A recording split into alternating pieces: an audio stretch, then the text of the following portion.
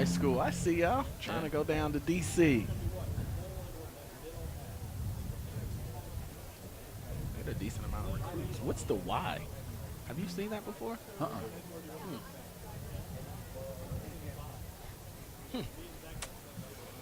Interesting. Oh, the Ducks are enjoying a Cougar light fans, cruise around Mirror Lake 2014 this Dodge start afternoon. at Glenbrook Dodge Chrysler Jeep Ram. So The remaining 2013s are going fast, so hurry in. You'll always get the best deal with the Dodge Boys on Coliseum Boulevard under the giant American flag or online at GlenbrookDodge.com. Oh, senior day.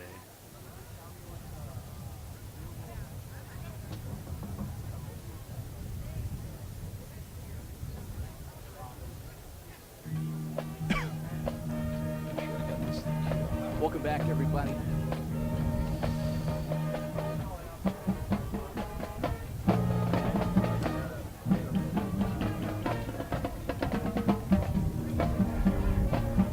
Yeah, 1 minute Copy. till open. Yep.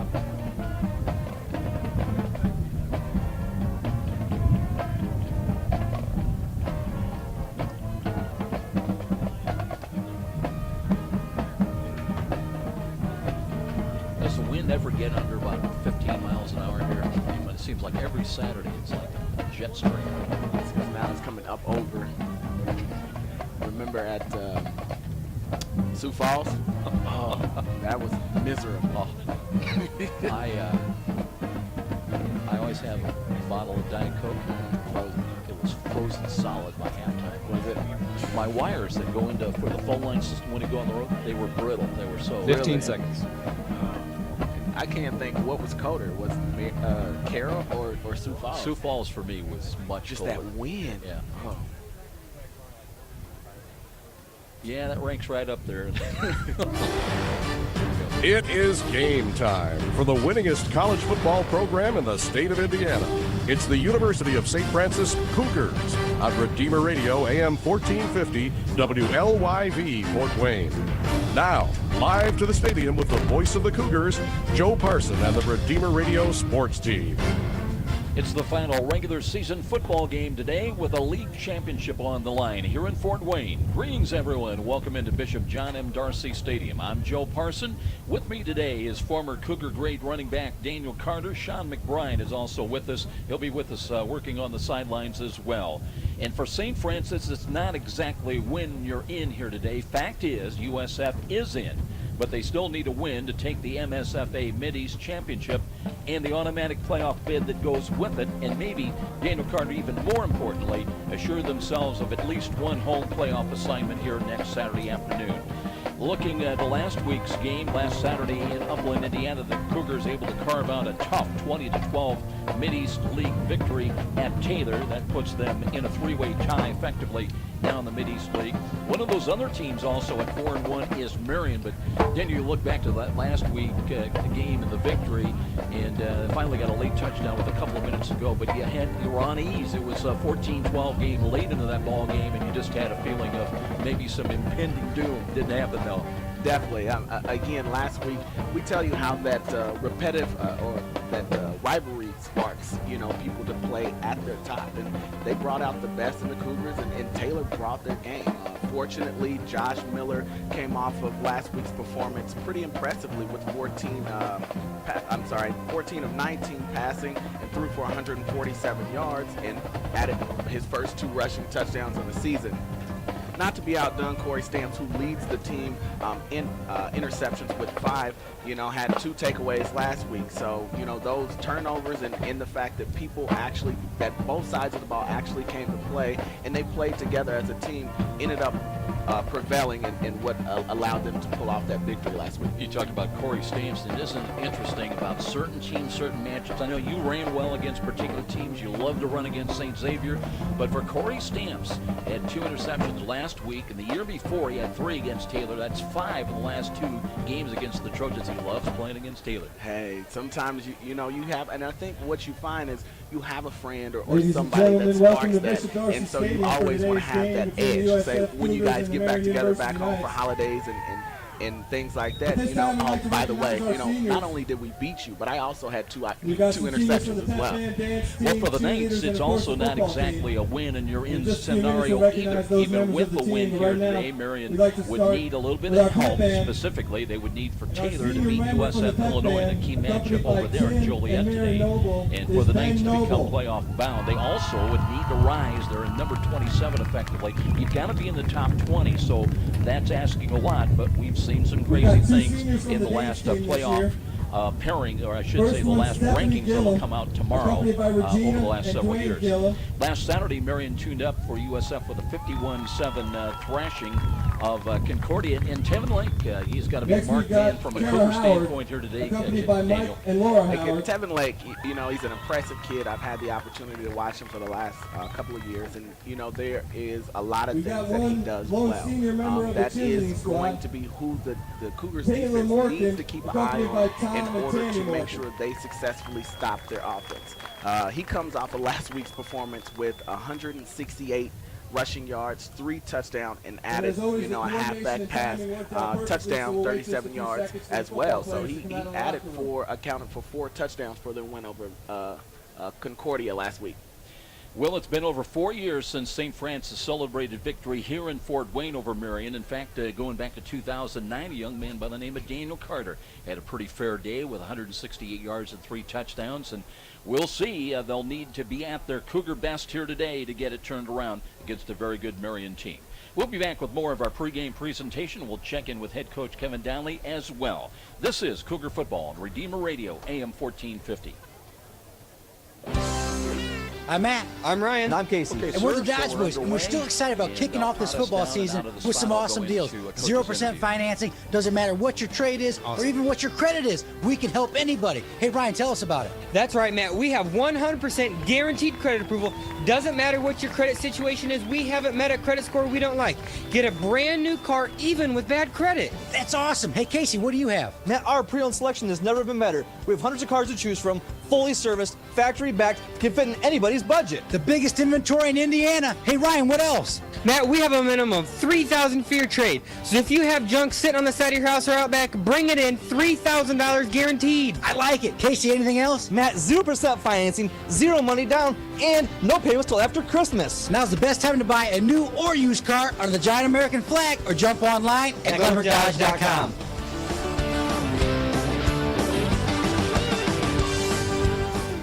Welcome back, everybody. Hard to believe it is Game 10 of the regular season finale. The season has just flown by. Well, ladies and For us, gentlemen, I'm now it's sure time to Coach meet our Kevin exceptional Downey seniors for this year's here this University of afternoon. St. Francis Big match Cougars. against Marian, and of course, when I took a quick look after last Saturday at Taylor, Coach, you know, you just had to dig First down up, deep and we've find got a way senior to Aaron respond, Knight, I thought. greeted by Jeff Knight. Touchdown in the last couple of minutes of the ball game, won it 20 to 12.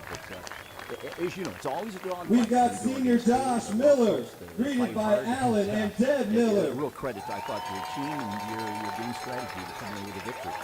Well, I thought David Yoder, greeted by Clint Yoder and Lynn Yoder. Number 22, Keith Lewis, accompanied by Bob Lewis, Eric Lewis, and Landon Lewis. Eric Humphrey, greeted by Kevin and Erica Humphrey. Jake Allen, greeted by Jim and Pam Allen. Joe Torres, greeted by Joe and Susan Torres. You know, you mentioned Josh Taylor Miller. Brown, He was very accompanied by comfortable. Cleveland Brown and Diana Nyman. Henkel, tell us about how he was Zach in practice, Comer, and you got him take greeted over by the game. Scott and Lucinda Comer. Colin Carmen, greeted by Keith and Karen Carmen. Devin Rush, greeted by Paul and Rochelle Rush. Ethan Chappell, greeted by Troy and Julie Chappell. the freshman tailbacks ready to go. Starting to get, Tyler Lenahan, greeted by John and Julie Lenahan. and some others that have matured. They've had to Brett Gunther, greeted by Jeff and Annie Gunther. what we had instead of what we had. Zach Griner, greeted by Clyde and Deb Griner. Cam Edwards, greeted by Christy Edwards, Mort, Lindsay, and Jerry Cooper. Emerson Eber, greeted by Matt and Judy Eber. You know, when you talk about Marian, And our final seniors today, number 99, Matt Carden, greeted by Tony and Karen Carden, who also is responsible for those awesome senior pictures you see under the stadium. Those are awesome. Thank you, Mr. Carden, for your work on that. Try to, I don't know that you can contain him, but talk about what you try to prevent him from doing. Got to tackle. I mean, you got to get people the point of attack. You got to make sure you've got cutback lanes assigned and covered, because he's a cutback runner. He's a powerful kid, but he's got good vision and attack. So, you know, we worked very hard with the fundamentals this week. He's what they're going to go to in crunch time. They do throw the ball more probably than what they did a year ago. So, you know, we've got to be aware of that as well. Sounds so simple, doesn't it? You got to tackle well. But Ladies and Coach gentlemen, Kevin at this Donnelly time, I trying ask you to stand. to encourage his team to get it done here today. And Tough Joy assignment Kinzer against Kramer, the Marian junior University USF Knights nursing under major first-year from coach Mark Maria Henninger. Stein, They Ohio, come in at as she 6 leads and us in 4. our They've pregame won 5 prayer. of their last 6 ball games. The defending national champions. We'll be back with more of our pregame presentation. This is Cougar Football on Redeemer Radio, AM 1450. It's time to unbank your life. For most people, banking is a cold, sterile, and often a confusing experience. Typical bankers just don't seem to speak your language, and they rarely remember your name. Not at Fort Financial. Fort Financial Credit Union helps you unbank your life with member-focused products and complete offering of services like mobile banking, online bill pay, direct deposit, and courtesy pay. Stop by our corporate office at 3102 Spring Street. We mean what we say, we do what we promise, and we make your finances simple. Only at Fort Financial Credit Union.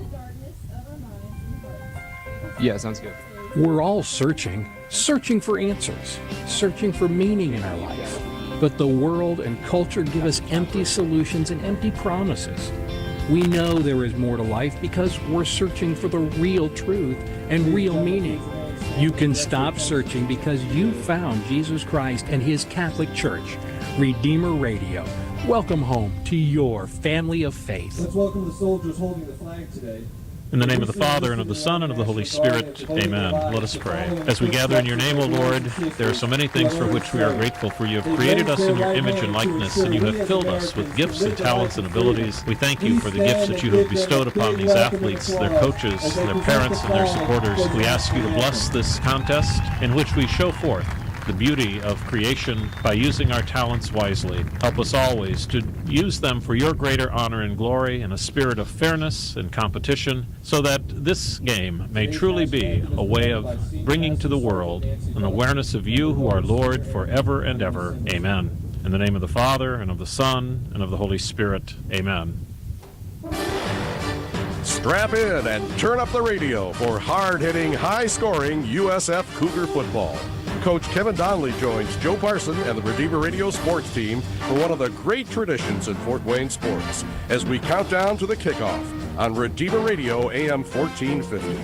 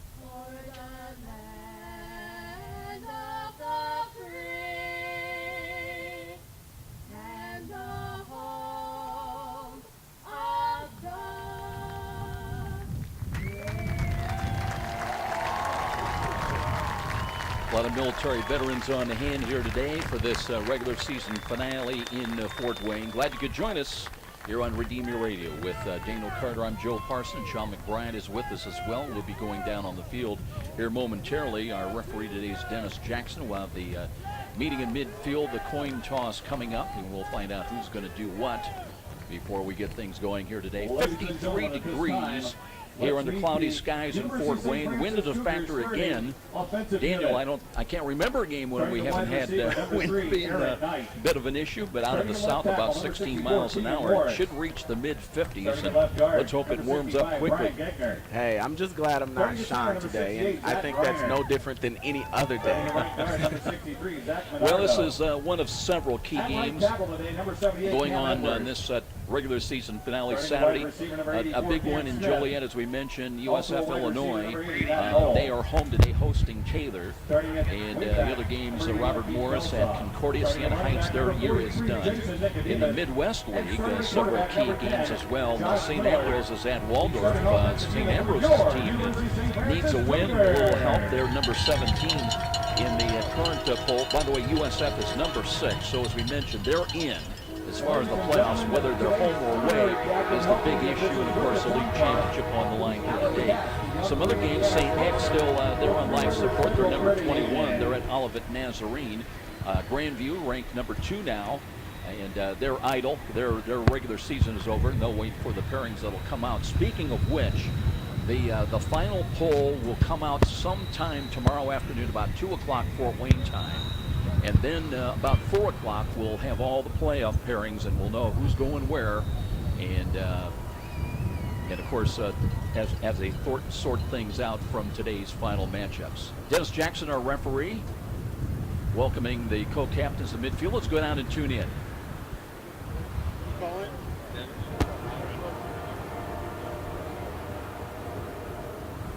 Good afternoon, Marian. It's your choice. Are you going to call it? Yes. Okay, we have an honorary coin tosser today. Allie has. Shirt is the heads. Okay. NFL shield will be the tails. Allie, look. Heads. Here's the head. Kick, receive, defend the goal, or defer. We'll defer. Defer. Marian won the card.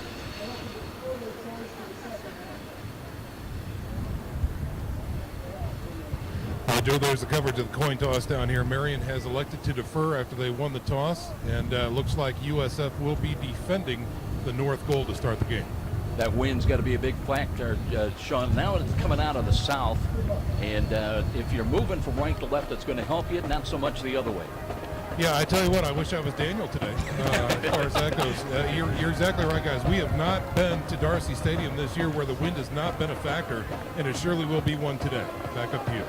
Sean McBride will be going down to him periodically today. Looking at Marian, Daniel coming in at 6-4. They started losing 3 of their first 4 ball games this year under Mark Henninger, first-year coach. But they are also a team that's 3-1 now on the road, so they've played well away from Indianapolis. But Henninger came in when Ted Karras, after the national championship victory a year ago, he has moved on to Walsh University. And a year ago, they were 12-1. The Knights, their lone loss came at St. X 23-6 on November the 6th. Then they beat Morningside in overtime 30-27 to win the national championship. Cougars will get the ball. They'll move from left to right as we look at it. Marian has won the toss and will be first. Cam Kelsaw is back deep along with Cody Appenzell. You had to feel for poor Cody last week. He had a nice reception on a screen, and I thought that was just a well-concepted play, well executed.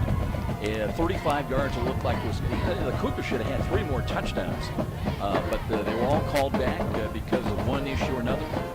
Cam Smith with a drop ball. He was looking into the sun. It was bright sunshine, hit him right in the numbers. But poor Cody had that touchdown called back as he weaved his way into the Taylor end zone. But we'll see. Maybe it'll come today. Definitely.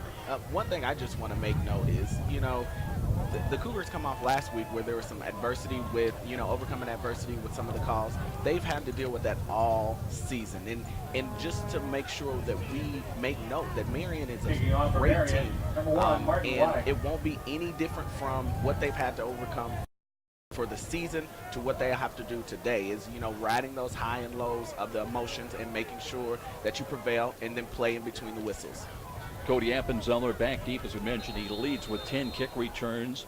He's had a long of 25 yards this year. Kelsaw with 2 kick returns last week, a long of 17. Here comes the kick, high end over end down the middle. Kelsaw backs up. He's got it at the 4.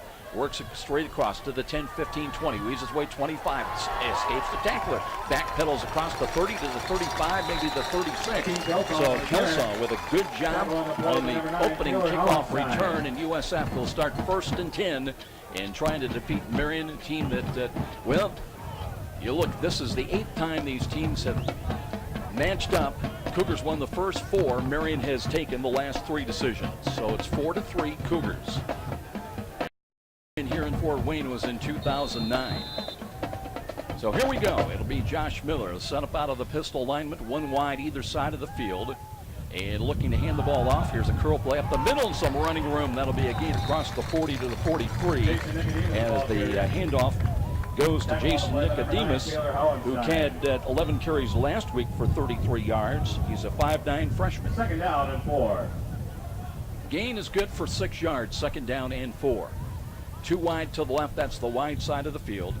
Cougars open up with an offensive line that averages 287 a man tackle to tackle. Zach Griner in there at center, snapping the ball. Riley Flynn, Brian Gegner are the guards. Cam Edwards and Dustin Underwood are the tackles. Here's a run up the middle, and here's some daylight for Nicodemus inside the 20 to the 15 to the 10 to the 5 and a touchdown. Just like that. 57, 58 yards on the touchdown run, and Nicodemus straight up the middle, and he laid it at the little guy who packs some power. And that is the way you start off the game. In a big game like today against an in-state rival, that is the way you do it. I am an offensive-minded person, and I like to run the ball. You set that up, and then everything else can come. Nicodemus on the 2nd snap from scrimmage. And Everon to attempt the extra point on the way, and just like that, it's a 7-0 St. Francis lead. Fans still coming in to Darcy Stadium, and they may have missed it. 7-0 USF will step out. This is Cougar Football on Redeemer Radio AM 1450. Here's a money-saving tip from Mumper, the #1 name in insulation since 1956. Exposed attic ceiling joints and ductwork or new snow that quickly melts off your roof means you need to add insulation. We'll fill empty sidewall cavities with insulation, even through masonry aluminum or vinyl siding with no unsightly holes. Plus, we'll seal your crawl space with urethane foam for a total insulation package. Call Mumper Insulation at 432-7543 for a free, no-obligation energy analysis of your home. Good start, obviously, for St. Francis. They lead at 7-0, and Nicodemus' 2nd rushing touchdown of the year. And boy, I tell you what, he found a gaping hole up the middle, Daniel. Well, I think what it was is that middle linebacker saw him coming with a full head of steam, and I wouldn't want to jump in his way either. So now, just like that, Cougars will kick away from left to right. And we'll take a look at the Knights kick returners. Robert Gibson is, and he's had a long of 57. He's averaging over 30 yards. He's #1 in the Mid-States Football Association. Here's a knuckleball bounding high, and that'll be a filter down inside the 15. A run to the left side to the 20-25, and across the 30, and a good return for the Marian Knights as they've got the ball across the 35 up to the 38-yard line. So Marian now will open up with very good field position. Again, Tevin Lake, number 10, you need to know where he is at all times. Kevin Donnelly told us that Eric Humphrey will serve more often than not as a spy on number 10 against Tevin Lake. Joe Kaminsky is the 6-foot senior quarterback. He's completing 56% of his passes, opens up out of the shotgun. He's got motion left to right behind the line of scrimmage. Looking, hands the ball to Lake, trying to sweep to the right side. Turns the corner, back pedals across the 43 to the 44-yard line. So good run. He's got a gain of 4. Comes in and leads in all the rushing categories. 10 rushing touchdowns, averaging 5 yards a carry. And over 1,100 rushing yards, which ranks him #2 in the Mid-States Football Association. Not a bad season. Not a bad season at all. Gain of 5, 2nd down and 5. Lake flanked to the left of Heklinski out of the shotgun. Blitz showing defensive left side by St. Francis. Play clock is down to 10. And again, they'll hand the ball, and there's a hole up the middle, and a spin play into Cougar territory by Tevin Lake. Little cutback play, and Eric Humphrey did come up to make the stop, but way too late. It'll be a first down for Marian on the move. They trail it in the early moments of the ball game. Their first possession, they trail it 7-0. He definitely shows you that he has the ability to make guys miss, and he's very shifty. So the Cougars need to get a better job on, getting pressure on that offensive line to kind of shut him back, to stall him a little bit in the backfield. First down of the ball game for the Knights. Now they have a double shift the tight ends to the left side, including Corey Gamber sets up on the left wing now. And a play action fake. Here's a roll to the left and a wide open catch by Gamber, and brought down right at the Cougar 43-yard line as Taylor Brown met Gamber. Gamber's a big kid. He had one catch last week for 20 yards. He's a senior, 5'11", 244. Yeah, and Brown called all of that literally. That pass play is good for 6. Second down, let's call it a long 4. This time they'll set up from the left side hash mark. Klinsky backs off now. The play clock still at 17. Checks the far sidelines. How they want to set up. Clock approaching 12 minutes in this opening quarter. In the second play from scrimmage, here's Lake. Sweeps to the left side looking for some running room, and is bumped out of bounds just short of the Cougar 40. Got to the 41. That'll be a gain of about a yard. So third down call coming on third down and a long 3. On third down situations, Marian is at 28% for the year. Third down and 4. Last week against Concordia, despite 51 points, they were 4 of 12 in third down situations for 33%. They've got to reach the St. Francis 37-yard line. 2 wide to the right. Shotgun formation once again. Klinsky waiting for the snap from Zach Mitchell at center. Motion, and there was flags, and let's see if that's going to be a penalty motion, illegal motion against the Marian Knights.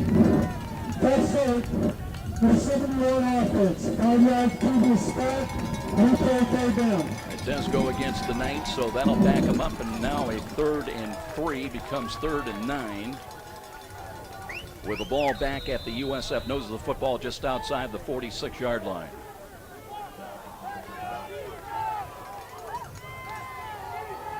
Marian a little slow. They don't huddle up, but they just all look toward the sidelines and waiting for the play call to be wagged into them.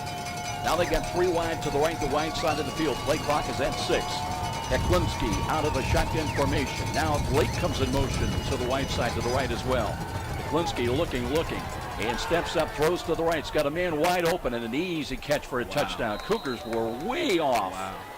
Nobody in the vicinity, and then an easy first down pitch and catch at the USF 38-yard line. Corey Stamps did come up and make the stop, but that time way too much of a cushion.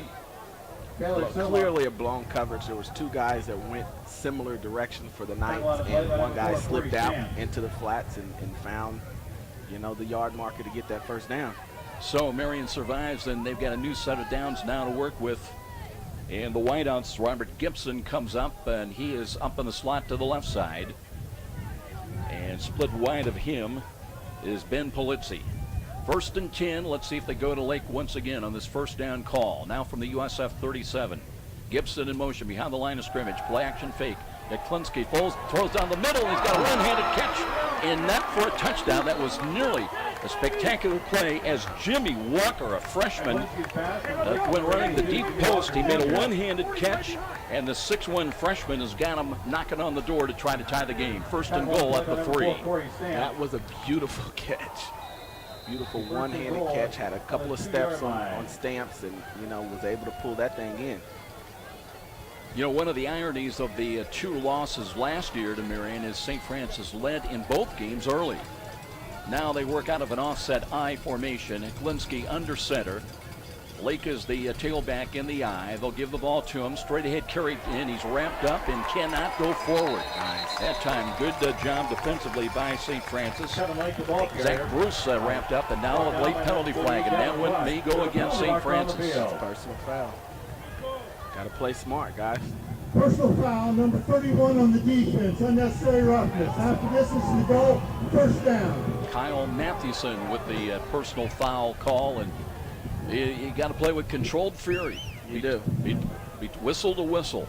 And I understand why he was upset. The guy continued to roll over his leg, but you got to stop.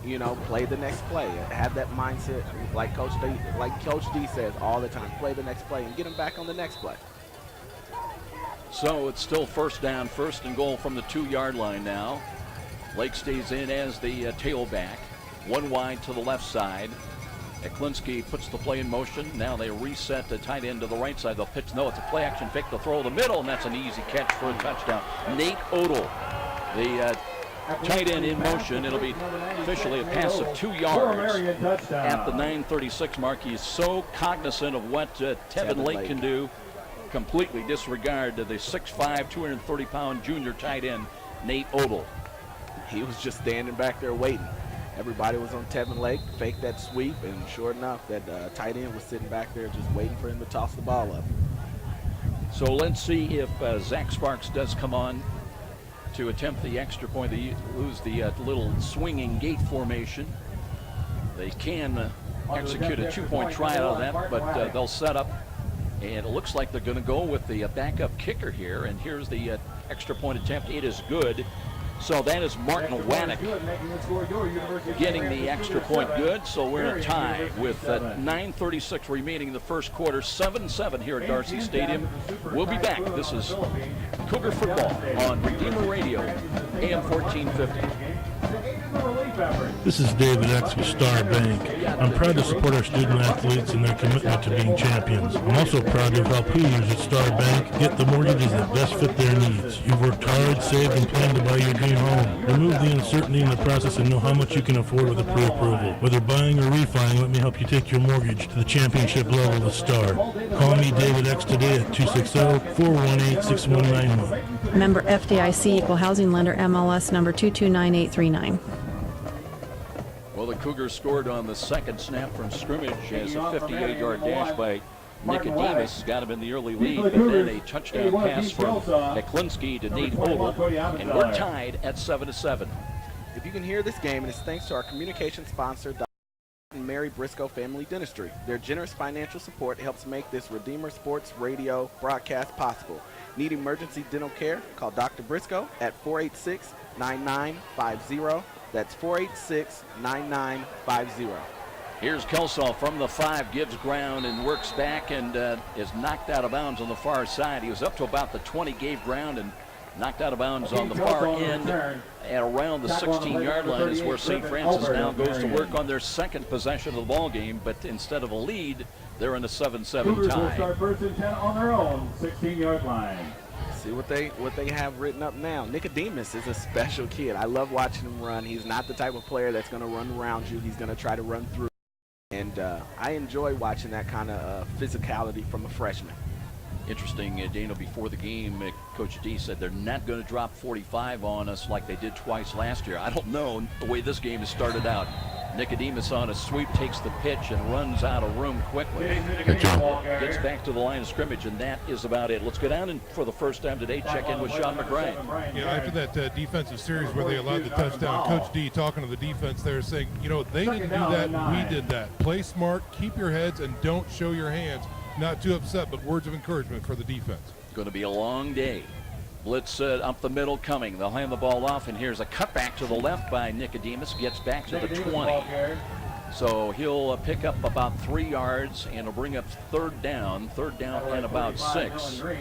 So St. Francis trying to get out to their own 26-yard line on this snap of the ball. I'm pretty impressed with that cutback there. Cam Smith splits out wide to the left. They come up and press coverage defending on him. And here's the short drop, and Miller looking to run, and he can't find anywhere, and he's going to be dropped for a loss, tackled for a loss back around the 15-yard line. That time the pocket collapsed in a hurry, so they'll bring up 4th down 11, and the Cougars will go 3 and out quickly, and they'll have to kick the ball away as Colin Carmen, who had 4 punts last week in Upland, had along a 46, but he also had one blocked into the end zone for a safety. And he comes in now number 2 among Mid-States Football Association punters, averaging still very good, nearly 46 yards a punt. Takes the snap at the 1, kick is away, high wobbly ball, wind caught a little bit. And that's bobbled a little bit. Gibson works into Cougar territory. He's inside the 40 to 35 and nearly was able to keep his footing, but stumbles down to the USF 31-yard line, and great field position yet again for Marian. You know, Coach D always says, what are you going to do? How are you going to respond? And this is one of the times that the offense needs the defense to stand up and hold them and do what they need to do in order to get 3 and out. And the offense needs to come back out here and put their foot on the accelerator, figure out what the defense, what the nice defense is doing so they can pick them apart. Gibson came in as among punt returners of the Mid-States Football Association, number 7. And he will enhance his stats on that last punt return. 7-7 tie, but it'll be Marian at the 31-yard line. 2 wide to the right to the short side of the field. Lake is way back at the 40-yard line, 9 yards deep as Heklinski under center. Deep handoff. Here's Lake, running room to the right, steps out of a tackle and tripped up. He got inside the 30 down to about the 27, maybe the 26-yard line. I've never seen a tailback line up that far back. Second down. I knew it. For some reason, I knew it was going to be a zone. He's a phenomenal kid, and he knows how to read blocks. So that's one thing that the linebackers have to be aware of. When you see a guy that far, you got to know it's coming right at you. Cougars with 2 safeties back and cover 2 defensively. 2nd down and 5 on a sweep coming up to the left side. They'll hand the ball off and turning the corner at the 20 to the 25 or to the 15-yard line. That'll be good for a first down. See if that was Gibson that got the call on the sweep, and here comes Marian once again. Looked like the Cougars had extended the play out and had in position to make a tackle, but not so. 1st and 10, Marian now from the USF 15 as they try to take their first lead. Bunch lineup, trips to the left. Here's a screen coming. Gibson cuts to the 15. Still powers down to the 11. Got a block from Anthony Jones. Jones, who's missed a couple of games due to injury. He's a 6-foot sophomore receiver and leads them with 26 catches and 423 receiving yards. That play is good for 4 yards, so 2nd down and 6. And Jones is one of those guys that Coach Steve was worried about, right? No question. Said, I'm sure he's going to play today. Polizzi's into the game. He's up on the slot to the right. That's the wide side of the field. 2nd down and 6 after a gain of 4. Heklinski calling the signals out of the gun. Gibson in motion left to right. And now whistles blow again. And procedure will be the call once again against Marian. Marian, as far as penalties, had 6 for 51 yards last week against Concordia. They're coming in averaging about just under 50 yards a game in penalties. And it was 2nd down and 4. It'll become 2nd down. Well, let's see. 2nd down and 6 becomes 2nd down and 11. Jones sets up wide to the right. Corey Stamps will have the coverage on him. Polizzi stays in the slot. And this time, Heklinski out of the shotgun formation. Tevin Lake is flanked to his left. 1 wide to the left side, the short side of the field as well. Here's a look and a throw to the left side. They've got Lake. Lake bobbled the ball momentarily. That cost him as Mathewson came up and drops him for a loss back around the 13-yard line. Tackle on the play by 31, Kyle Mathewson. One thing I'd like to see from that defensive line is get pressure. And that's one thing. Some games have been better than others, but you know, we haven't gotten a lot of sacks this year. I think we have, 14 on the season. So one thing I'd like to see is for them to get pressure, be able to, sustain some kind of pressure, because that slows Tevin Lake down and gives them the opportunity to have linebackers field. And Marian's given up 33 sacks. That puts them towards the bottom of the Mid-States. Out of the gun now, here is Heklinski all-time hit, and the ball just died on him, slipped out of his hand, I believe.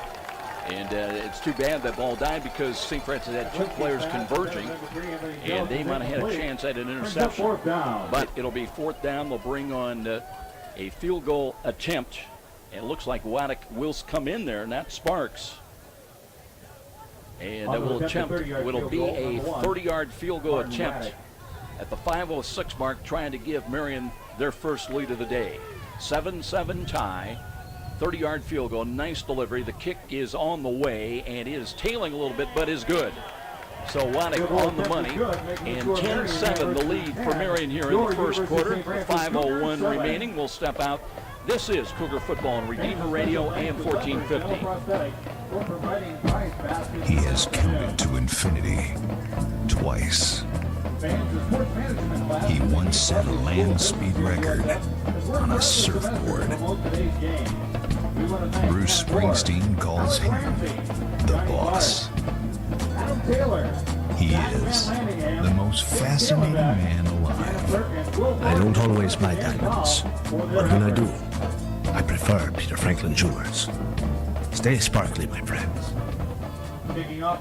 So Martin Waddick in to hit the field goal. Marian has scored the last 10 points in the ball game. Redeemer Radio Sports thanks H&L Electric for being our travel sponsor for today's game. For all your electrical contracting needs, contact H&L Electric at 260-357-0123. Last possession, USF went 3 and out. And they'll hope for some good starting position on this kick return. Here's the high end-over-end kick in Kelso for the third time today. Inside the 5 at the 3. Works to the 10, 15. A little bit of running room, and then the hole closed quickly. And he's just short of the 20-yard line. They'll start 1st and 10 from the USF 19-yard line. That one had promise for a moment. Yeah, that kickoff return is so different now. It used to be when I was running, you were able to lock hands and 3 or 4 guys can lock hands and set up what we call the wedge. Now, you can't even do that. So trying to figure out where the hole is going to be, and that's what made Coleman very special, is because he knew how to read the even got there. So we'll see Matt Knoll into the game. He's sent wide to the left side, trips to the right, the wide side of the field. And here is Miller looking, throws to the slot. He's got Appenzeller. Appenzeller wrapped up right away, and he'll have a gain out to the 25-yard line. Appenzeller, his 10th catch of the year. And this one will put him close to 100 yards receiving on the season. He had 2 catches for 14 yards last week, and of course, a big touchdown on a screen 35-yarder called back. Here's the handoff and a cut to the right side. Nothing there this time for Jalen Campbell. Well defended that time. We talked about Alexander Wetmore, who came in as off the bench, did not start, a freshman, 6'2", and led Marian last week against Concordia with 6 tackles, 3 sacks, Danny, and 2.5 tackles for loss, and he also had a fumble recovery. And that's off the bench and a freshman. Impressive numbers. Brian Derrance is back in, and Whitmore stays in at defensive right side now, so it'll be 3rd down and 7. USF trying to get out to their own 30-yard line on this snap. Coming up right here. 2 wide to the right, the short side, is Miller out of the pistol. Short drop, looking, throws over the middle. He's got Cam Smith at the 40-45, gets to the outside, wrapped up into Marian territory at the 49-yard line. So Cam Smith had some running room that time in the middle of the field after he caught the ball. Yep, and the thing that I liked about Cam Smith was the fact that he found the window, he set, caught the ball, and then got upfield. So the Cougars do move the chains with 3:34 remaining in this first quarter. They trail here at home at 10-7. Miller again rolls to his right side, throws, that's a sailing ball. Smith has got it and fights off a tackle and works his way down to the 42-yard line. Miller's pass complete to 84 Cam Smith. Daniel Rojas came up and with some assistance made the tackle. That play's good for 7 yards. So good first down call. 2nd down and 3. Miller wants to throw again. In the pocket, pumps, pulls it down, throws. He's got a catch and a laying out. No, it was Colin Harrop. Colin Harrop had a chance. Laid out for it, but couldn't find the handle inside the 15-yard line. So now it'll be 3rd down and 3. Colin Harrop is incomplete. Harrop had missed a few games. Right on his fingertips. Harrop had been out, missed a few games, came back last week. Now they've got to get to the 39-yard line on this snap of the football. 10-7 Marian. Miller again wants to throw, looks right, throws the ball. There's traffic and a ball knocked away. Wow. Well, I tell you what, they looked like they had Cam Smith before the ball got in there. And Cougar sideline looking for a flag. They aren't going to get it. Now, what do you do here on 4th down? They'll kick the ball. Colin Carmen will come in to punt the ball away, try to play field position with just under 3 minutes time remaining in this opening quarter. Let's go down and check in with Sean. You agree, right? Well, I tell you what, Joe, I was 10 feet away from that play, and they were that's a bad call. That's all I got to say about that. There should have been a flag. Robert Gibson back deep inside the 10. He looks for the ball. He's got it And well, you just well, I tell you what, that's a good deke play that time. Gibson rolling to his right like he had eyes on the football. The only problem was it was going right down the middle, hit at the goal line, and goes in for a touchback. Well, Colin normally does a good job. I think he thought the wind may have been a little stronger than what it was because he's kicking into the wind, and it just didn't catch like he wanted to. Again, if you're just joining us, a reminder that the final rankings will come out tomorrow afternoon around 2 o'clock for Wayne time. Then, based on those final rankings, the pairings, the playoff pairings, will come out a couple of hours later, sometime between 4 and 5. And go into that USF Athletic website, you'll be able to find out if the Cougars are home or away. Of course, on the outcome of this game. If they win this ball game, they will be home and possibly on the road if Marian wins. Empty backfield, 3 wide, bunch lineup to the right. Heklinski out of the shotgun, short drop, looking to throw, steps up, has time over the middle, and a big catch at the 40-yard line, 45. Here's Walker into Cougar territory down to the 48. Kind of holding that ball in one hand, but the freshman talented and wide open in the middle of the field. And again, no pressure whatsoever on Joey Heklinski. No pressure. The coverage was obviously not there. The linebackers need to do a better job of dropping back into their zone to cover the middle of the field. Joey Dinaco comes in now, part of the down 3 defensive front line at right defensive end. Here's Lake up the little seam and holding on. The Cougars, I think that was Mike Brevard that got an ankle, and but still now a late penalty flag coming in again. Play by number 52, Mike Brevard. I was thinking about this today. Sometimes you call them too early. You got to allow the guys to play, and you obviously need to have some control over it. But if you start calling them early in the game's going to be pretty boring. A lot of these guys at Stripes didn't get that memo, did they? There is no foul on the play. Push down. Well, they pick up the flag, so it'll be a second down call coming up. That'll be a gain of about 5 for Tevin Lake. And Marian on the move again at the USF 42-yard line. They lead it 10-7. They've scored the game's last 10 points. Now they flip-flop tight end from left to right side. Blitz coming up defensive right side. Here's Lake with a handoff and trying to turn the corner, and he does. He works to the 40-35. He's got a first down. He has stopped right at the 35-yard line. Again, USF could not contain him, and that left defensive outside. You can't reach for this guy. You can't arm tackle him. You have to do fundamentals, and that's one thing that we, continue to harp about this defense. Is, it's back to the basics, especially with a kid that's very shifty and that has the ability to make guys miss. Well, he did that against St. Francis twice last year, and USF found the going tough. Here's a screen coming to the right. Here's a low ball. It's tripped up, and Lake, and there's going to be a penalty. That may be ruled a tripping call. We'll see how this one sorts out. Marker on the field. The ball right now is resting at the 33-yard line. And we'll see Dennis Jackson, our referee today, about ready to let us know what the call is going to be about. Blocking back on the offense, number 15. 10-yard penalty. Replay, first down. So that one goes against Marian. Blocking the back call with 95 seconds remaining in this first quarter. That'll back him up outside the 45 to the 46-yard line of St. Francis.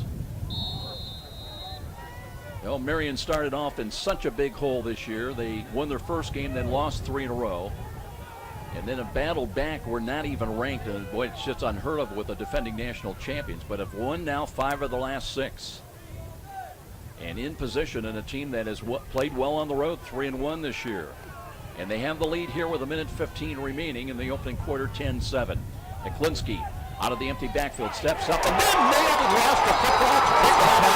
Is Cardin. Cardin will run inside the front. Now they blew the whistle. Wow. I thought this big man was going to get one. Not like that whistle. Oh, they blew the ball dead. And that is no fumble recovery either. What is with the officiating the last 2 weeks we've seen? I mean, you could hear the boos across the stadium. It just has not measured up to the play. So it'll be Marian's ball, second down and 24 right at midfield with 40 seconds remaining. Eklinski with a protector in, hands it to Gibson on sweep left side, looking for running room. Back pedals to the 45. Robert Gibson, the ball so it'll be third down and still very, very long. As Marian with 26 seconds remaining, let's see if they're going to get a playoff before we reach the end of the quarter. And Rush did a great job of fighting off Jones to secure that tackle there. Jones does stay in wide to the right. Play clock, they've not even started the play clock, so they're going to let time run out. And it'll be a 10-7 Marian lead as we head to the second quarter. And this is Redeemer Radio and Cougar Football on Redeemer Radio AM 1450. Tri-State Warehousing is one of the most complete service-oriented companies in the warehousing field today. Located in Fort Wayne, Tri-State Warehousing is a 50,000 square foot dry and temperature-controlled storage facility, serving 2/3 of the continental U.S. with overnight rail service. The dedicated staff and specialty services of Tri-State Warehousing are known throughout the industry. For great things in store, call Tri-State Warehousing, 260-436-2010. That's 260-436-2010. Well, as we mentioned, a lot of key games, big games going on today elsewhere. Taylor at USF, Illinois. That game being played today in Joliet. Saints also one of the 3 teams in the Mid-East League at 4-1, so an important day for them. Saints are also ranked right on the bubble, where they probably need a win just even to qualify for the playoffs. Other games, Robert Morris at Concordia, Siena Heights, their year is done. And in the Midwest League, St. Ambrose plays at Waldorf. The Bees are number 17, another one of those bubble teams. St. X hoping for a miracle. They are playing Olivet Nazarene, ranked St. X. The Cougars are at number 21 right now. Third down coming up. We get ready to start the second quarter. 10-7. Knights have got the lead. They've got third down and 19 at the USF line. They've got to get to the USF 26 to convert. And they'll work with empty backfield once again. Eklinski out of the shotgun formation. Looking. Play clock still at 7. Now he takes the snap. Looking. Throws to the left. He's got a catch at the 40. And they'll get to the 35-yard line. And out of bounds. So it'll be fourth down. And we'll see. Will they go for it? At the USF 35-yard line. Don't see the kicker coming out. Number 16, Taylor Suma. Looks like they're going to take a risk. That one on the play by 31. You remember, Robert Morris took a risk, and that's what won them the game. So sometimes you have to put faith in your team that they're going to succeed. Hopefully the defense can stand up right now. We got a guy out there, 94, that we don't have him on the roster for Marian. They're going to go for it in fourth down and 9. Eklinski in the pocket, flush to his right, and now it's stopped at the 34-yard line. They finally got to him as getting in there. Zach Bruce celebrating the sack. As we mentioned, Marian giving up 43 sacks coming into the ball game, and finally USF on fourth down a stop, and they'll take over with excellent field position at their own 44-yard line. Matheson and Bruce busted in there like they were just kicking in the door. They did a great job of getting pressure and being able to, get that offense back out there to hopefully put some points on the game. So Miller will come out at quarterback. It'll be first and 10 from the US 4-yard line. Jason Nicodemus is the running back. He is flanked to the right. Too wide to either side of the field as Miller looks. And now scrambling to his left. He can run. Runs to the 40, 45, spins, and up to about the 48-yard line. Backpedaled, trying to protect that ankle and protect the ball with that little spin move that took the brunt of the hit into his back. Yeah, it's definitely not 100%, but you got to commend him for trying to play tough and getting out here and trying to help his team win. He gains 4, second down and 6. Now Marian brings 4 up on the defensive line. Here's a stretch handoff. Nicodemus cracks right in off a guard to the right side and is brought down by Jacob Pickett, who wrapped him up. So that's no gain. It'll be third down and 5. Well, it gave me maybe a gain of about a half a yard. As St. Francis now trying to reach the 46-yard line of Marian. Cam Smith checks in, Daniel, and he's wide right. One thing about Josh Miller is you always got to watch out. You know, you never know when he's going to take one of those shots, and he'll be out just like last week for the rest of the game. Marian with just one safety back and deep. Here's Miller backpedaling. Looks, screens the ball. He's got a catch, but that's short of the first down. A little crossing pattern. Aaron Knight on the reception, but that one was well defended. And play defensively was made that time by Shaquille Ash. Tackle on the play by 41, Shaquille Ash. You try to call plays to make everybody aware about where you need to get for your first down. They need to do a better job of knowing where that stick is to, continue drives. The good news, the defense has stepped up in the last couple of minutes, but really there's not been a lot of focus and execution. Here's Carmen punts the ball, sailing ball. Gibson backs away, and that one goes into the end zone. That time even Gibson could not sell it that he was going to have a shot at that punt return. So it'll be Marian with the ball back now, 12:35 remaining in this second quarter. The Knights needing a win here today. They have the lead at 10-7.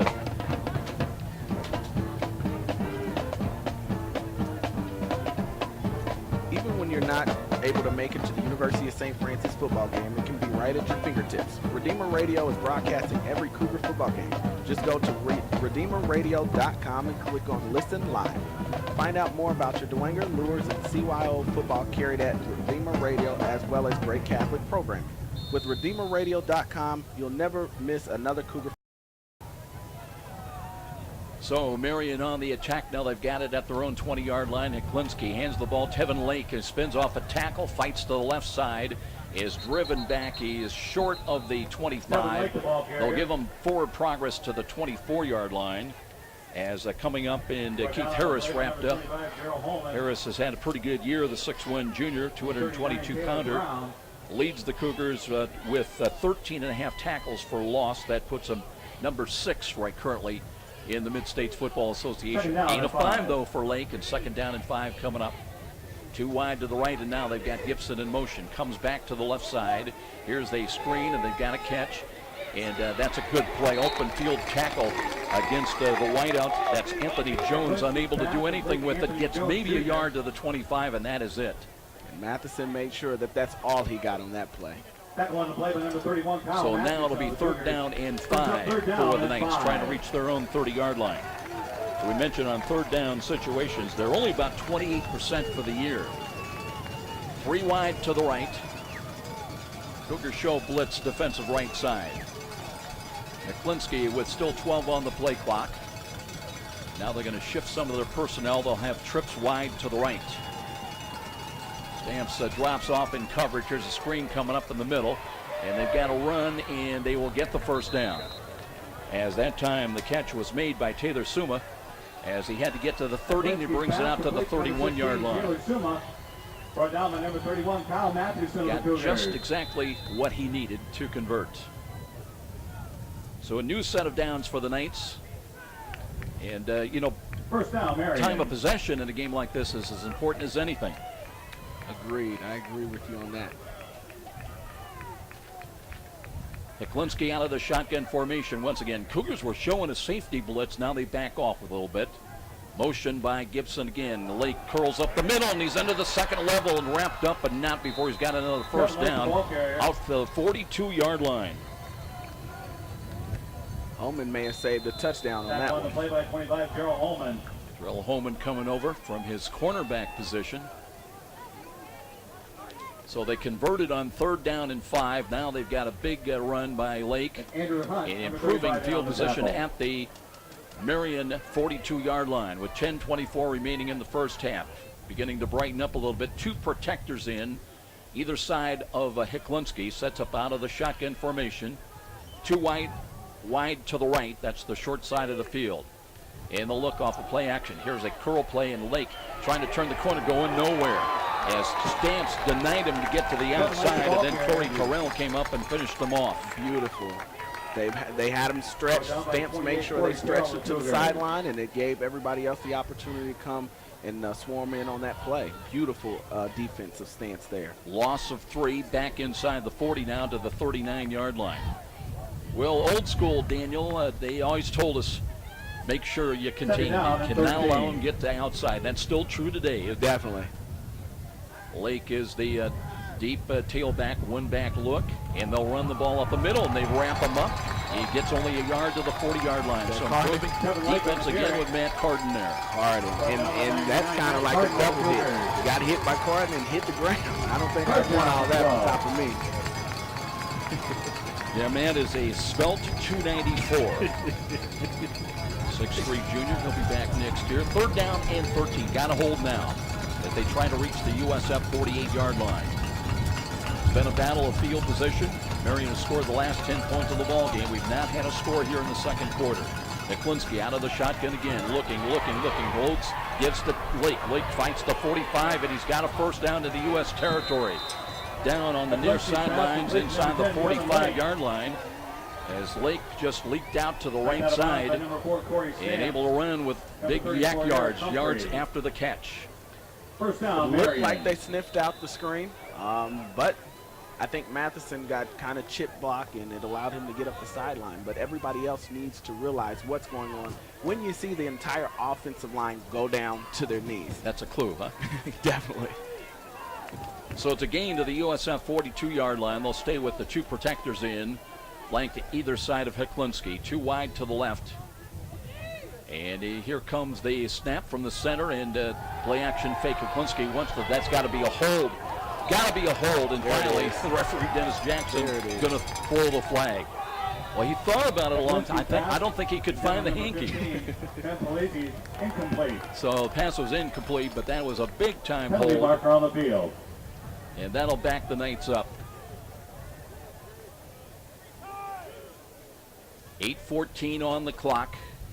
Holding number 94 of the offense.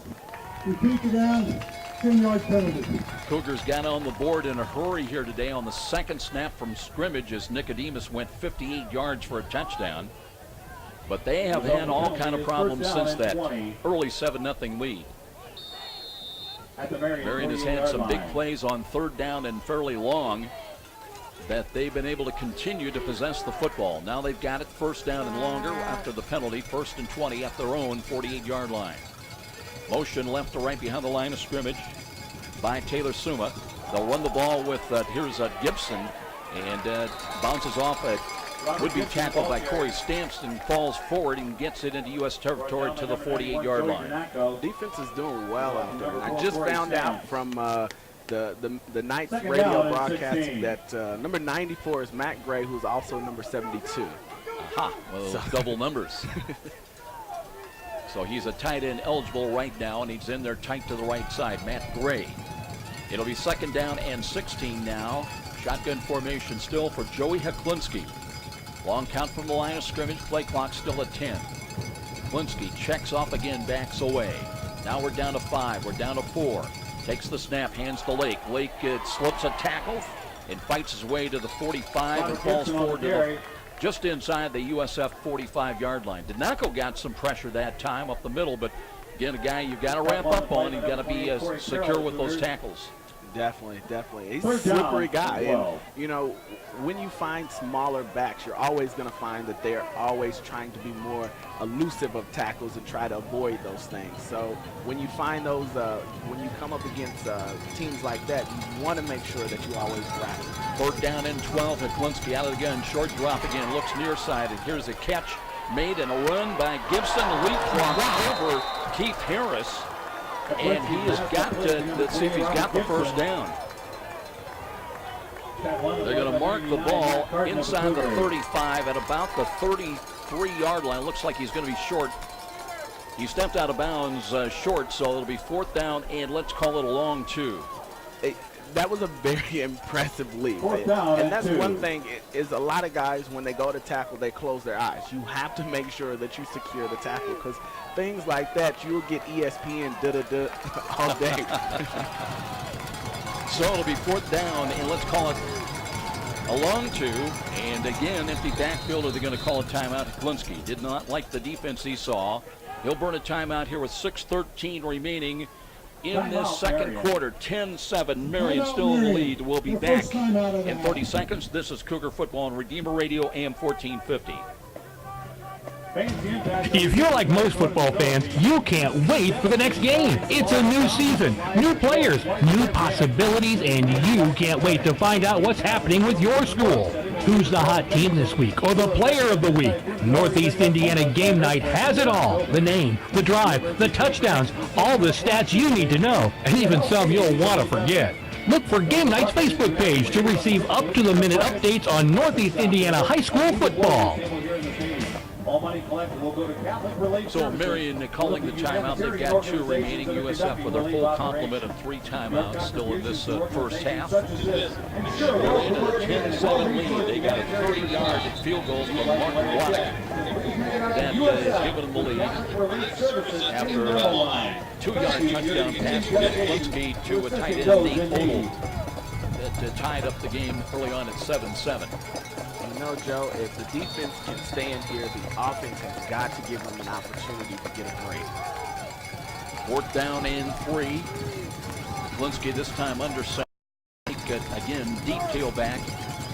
Standing back outside the 43. Play action fake. They'll throw the ball in the middle. They've got a man, and there's a catch, and they'll have a touchdown. Gibson beat both Taylor Brown and Eric Humphrey. And it'll be a touchdown pass of 33 yards at the 6:06 mark on 4th down and short. They're using Tevin Lake, and he's been successful today, but they're using him more as a decoy, and the defense is terrified of this young man. And that's given them the opportunity to do a lot of play action pass and finding guys that are just, for the most part, wide open.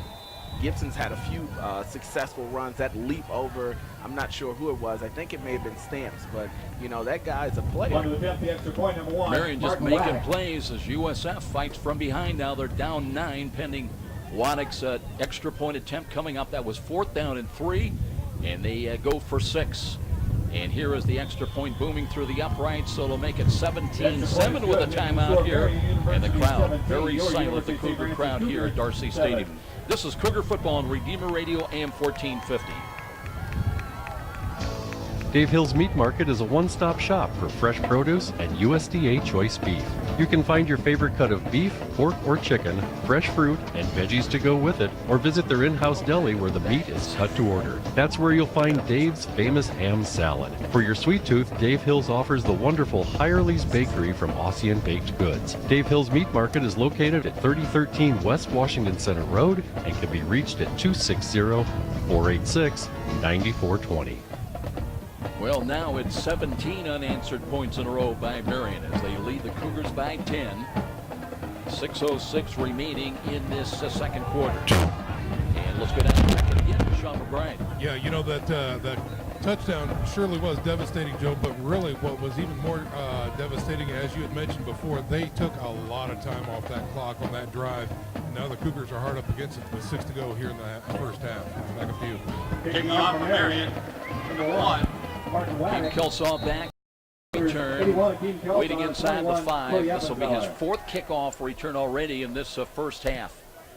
End over end sailing kick. That'll hit on one bounce high. It's a free ball picked up by Kelsaw at the 10. Works 15, 20, 25. Slips a tackle. Spins. Across the 30s up to the 32-yard line. So Kelsaw running hard. And USF now getting ready with the offensive unit to check out there on the field once again. And Daniel, they've got to get things going. It was too easy that first series. On the second play they scored. Well, the run ever since then has been much tougher for the Cougar offense today. And when the defense starts making adjustments, it starts to get harder. But you have to do the same thing. And some of those in-game strategies or strategies you came in the game with sometimes have to go out of the door. Now shows cover 2 with 2 safeties back. As Miller sets up out of the pistol once again, 2 wide to the right. Blitz coming up the middle to hand the ball. Here's Nicodemus wrapped up and dropped for a loss back inside the 30 to 29. 38, Aaron Harris, the ball carrier. Trevor Swartine was in on the stop. Play by 56, Jamar Wilhite. Also give credit to second down and 12. The other defensive tackle. And that's 2 guys on the front line that are in there in a hurry. Jamar Wilhite, also a 230-pound sophomore. So the offensive line has had trouble. That's a loss of 3. Second down and, well, let's call it second down and 12, a long 12. Now they flip-flop the ring back to the right side. Motion by Kelsall, left to right behind the line of scrimmage. Miller looking to throw, tip ball in the air, and it drops incomplete. Miller's pass intended for Keith And Kelsall. right now, nothing going right for USF from an offensive standpoint. Brings up 3rd down and 12. Look at some of the size up front. Dylan Didamore, one of the defensive linemen, a freshman at 6'4". Svartine, as we mentioned, goes 6'2". And Darren's has played much of the ball game, left defensive end. He is 6'3". So now it's 3rd down and long, 3rd down and 12. They've got to get out to across the 42-yard line. Miller with motion by Kelsall again to the right, the wide side of the field. He rolls to the right side, sets his feet, throws the ball, and that's a catch for a 1st down. Cam Smith spins across the 50 and up just short of midfield at the USF 49-yard line. That's digging down deep and coming up with a big play. That was a beautiful catch and throw, but more importantly, that was a great play call. They knew where they needed to get the 1st down, and it continues to drive. Cam Smith, I don't know if he's got a problem with a wrist. He's kind of shaking that left arm out a little bit, but he knows they need him right now. Inside of 5 minutes time remaining in this first half. Cougars with the ball down 10 here at home. They led early 7-0. Miller again wants to throw. Rush is coming, and he steps out of one problem, but does not have the time and scrambles up only to the 46-yard line. That'll be a loss of about 4. And you just don't have time, Daniel, for those deep drops and then take time. You don't. They're getting pressure almost every passing play. That pocket is collapsing and causing Josh to try to find something to maneuver out. 2nd down and 14. USF the ball back to 45. That's a bobbled ball by Miller, and the rush is on again. He rolls to his right side, looking, turns upfield and bumped out of bounds. He threw the ball away late, and that was intercepted, but I think he was out of bounds already, fortunately. But that is a really dicey decision there. On the carry. And one thing about Josh, and we talked about this last week, is you hold the ball sometimes too long. You know, when you saw that you weren't going to get at least back to the line of scrimmage, I would have probably just gone ahead and throw that ball away and then try to play the 3rd down here. By the way, that was Taylor Hohenstein who came up with a ball out of Northside High School here in Fort Wayne, laying down for Marian. He's a senior, and he might have had 6. 3rd down and 15. But 3rd down coming up, 3rd and 15 with the ball at the 43. They've got to get to the Marian 41-yard line. Miller trying to make a play yet again. Short drop again, blitz is coming, screens the ball to the right. They've got to catch it, a run to the 45 to the 50. They will not get the 1st down. It'll be a gain to the 45 of Marian. So the screen pass to Aaron Harris, who checked into the game. And once again, the Cougars will bring in Colin Carmen to punt the ball away. Trailing it by 10 here at home. You know, Joe, one thing that people have gotten into is this jumping thing. And it looks nice, as we saw down here from Gibson. But if you're just jumping in the air, you're not going anywhere. You need to stay on your feet so that way you can continue to turn them over and hopefully drive and push to get the 1st down. What you're saying is got to be a jump with a purpose in mind. Definitely. Carmen waits at the 41, steps into it, high end to win, short kick, fair catch is called. And Gibson does make the fair catch at the 6-yard line. May give him another yard or 2 up around the 7. And let's go down and get this report from Sean McBride. You know, just to piggyback on what Daniel said as well, if you talk to coaches, they hate it when players jump because you have completely lost control of your body at that point when you're in the air. And it is exceedingly dangerous and actually illegal in the high school ranks. Back up to you. Kind of reminds me back in my old CBA basketball days, one of the coaches said that he hated when guards would drive the lane and leave their feet because you don't have many options once you leave your feet. You either got to pass the ball or try to finish the shot. So Marian will have it 1st and 10. They'll have it at their own 7-yard line. This is some of their worst field starting position of the day. Klinsky has gone all the way. Quarterback hands to Lake. Off tackle run to the left. And he'll gain a couple of yards out to the 8. Wrapped up that time. USF got a good eye on him that time. And Zach Bruce ran right to Zach, and he said hello, and that'll be a stop after a gain of 1. I like that one, Joe. 2nd down and 8.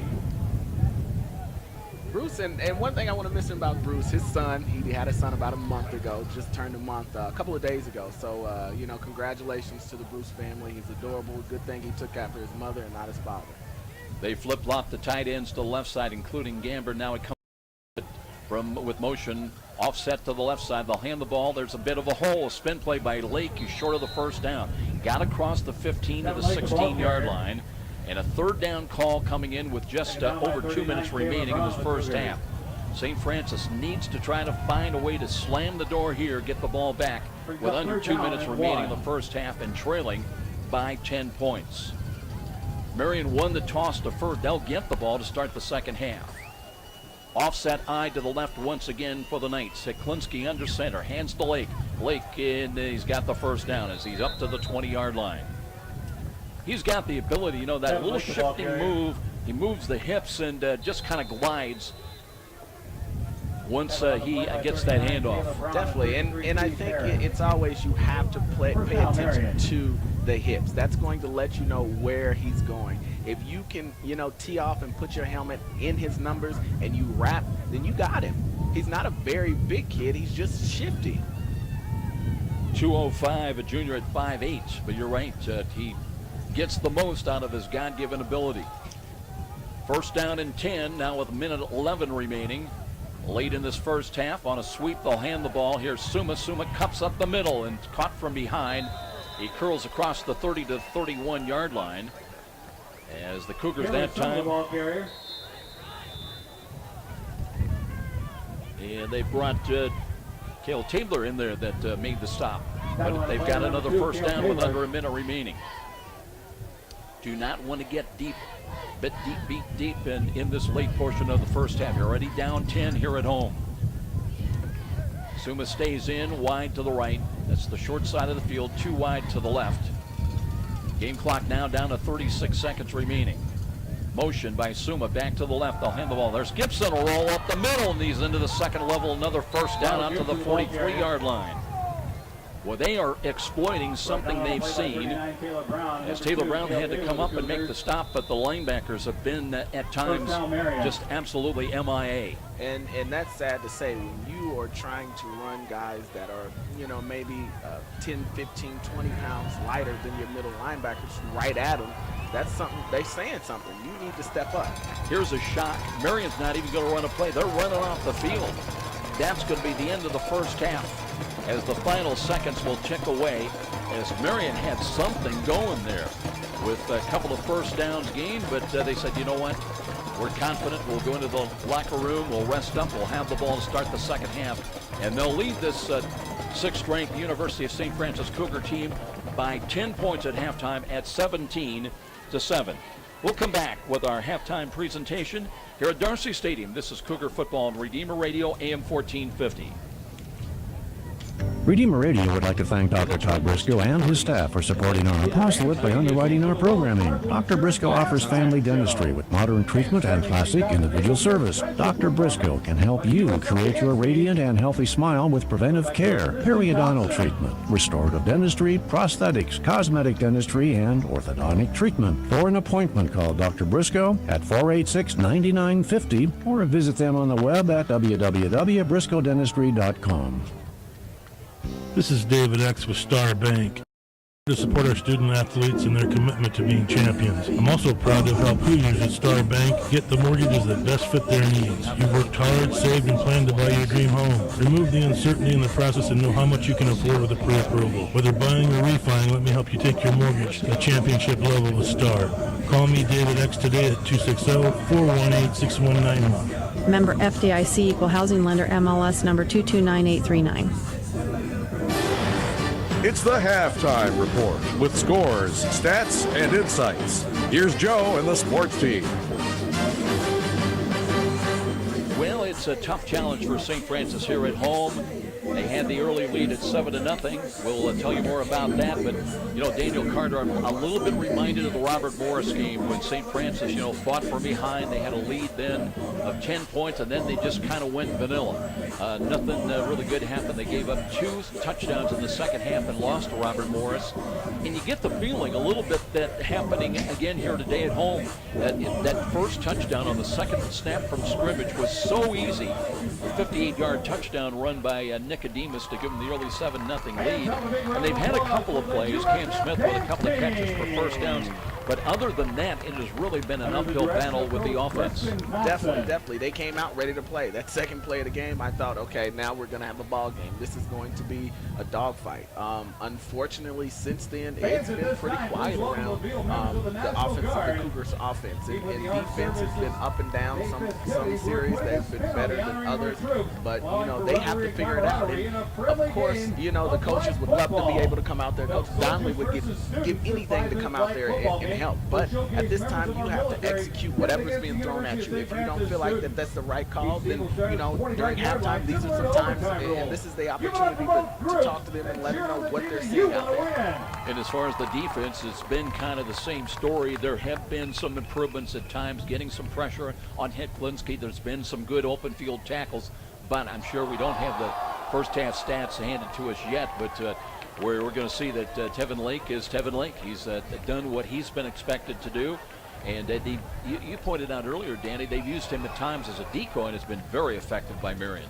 Definitely, but even if you take Tevin Lake out, Gibson is amazing. This young man has done some acrobatic moves. This young man has made some plays, and I dare to say, if Tevin Lakes ended up getting hurt today, that he would be able to carry, the team from here on out. How about Jimmy Walker with that one-handed catch that set up their first touchdown? That was spectacular. Beautiful play. Again, I think on that particular play, they again had a play action to Tevin, and it gave, Corey had his eyes in the backfield a little too long, and, got a couple of steps behind, and he pulled that thing in. That was beautiful. Let's take a look at the scoring here of the first half. As I mentioned, USF, it was so easy. They got on the board on the second play of the ball game on a run by Jason Nicodemus up the middle, and he just outraced everybody to pay dirt, 58 yards on the second snap of the game at the 14:08 mark. Emerson Eber to attempt the extra point. He had missed his first of the year last week as he came in perfect for the season, but now is 37 of 38 with a conversion in the first quarter here today. USF had their first lead at 7-0, and that would be their only lead as they're now down by 10 points here at halftime. After that lead by St. Francis All-Marian, as they got on the board at the 9:36 mark on a play-action fake, Heklinski throwing over the middle to tight end Nate Odell, good for just 2 yards on the fake play. Waddick, the extra point kicker today, and doing the field goal duties as well, adding the extra point. We were tied at 7-7. Waddick then would hit a 30-yard field goal at the 5:01 mark, and at the end of the first quarter, it would be Marian on the road, where they have won 3 of 4 times this year, and they've got the 10-7 lead. Cougars had some bright spots. They had a 4th down stop, and they took over at their own 44-yard line, but just were not able to get much offense really going, sustained offense certainly. And then after the Cougars failed to get things going, it would be on a 4th down play, 33-yard Heklinski to Robert Gibson touchdown pass at the 6:06 mark. That one really hurt Waddick with the extra point. That's where we are right now at 17-7. But really the challenge for Kevin Downey and his coaching staff, there are really issues on both sides of the ball, offense and defense. Offensive line has not been able to keep Marian's defenders away from Josh Miller, giving him any amount of time to work with. And defensively, we've talked long and hard already in the first half about the inability to, first year, job one is to contend with Tevin Lake, but again, a lot of weapons by this Marian team. And they'll be searching for answers. The Cougars will in the halftime dressing room. I definitely would agree. And the biggest thing is, I think at this point, you're down 17-7. Let them play. Call what you need to call to be successful, but let them play. You have just as many athletes as Marian does, and give them ability to make the plays.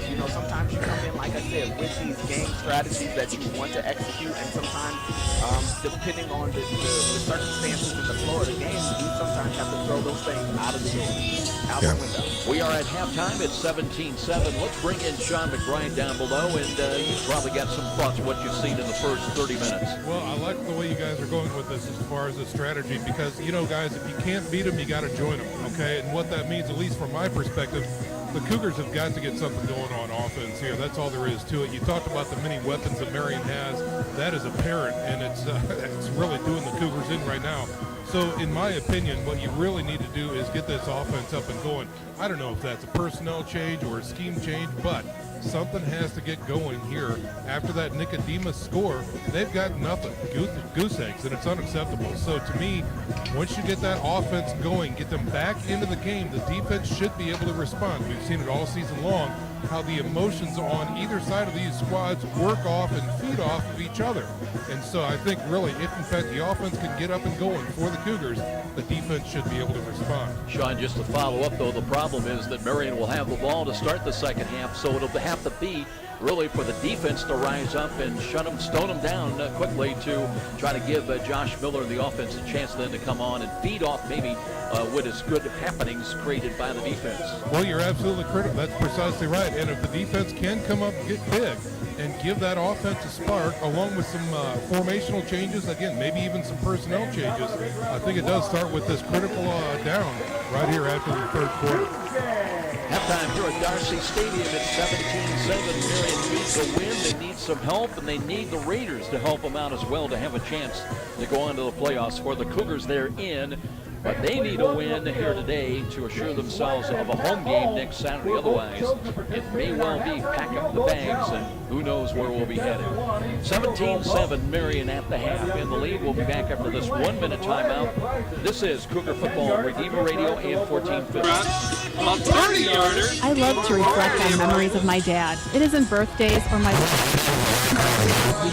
like Dad mowing the lawn on Saturdays with me following along with a toy lawnmower dressed like a princess. I needed his funeral, not just for me but for others he touched. I told stories and even brought in a toy mower. It was time to remember a life worth celebrating. I'm Dave McComb of D.O. McComb & Sons, and we take pride in creating a meaningful funeral service for a life worth celebrating. We can be reached at 260-426-9494.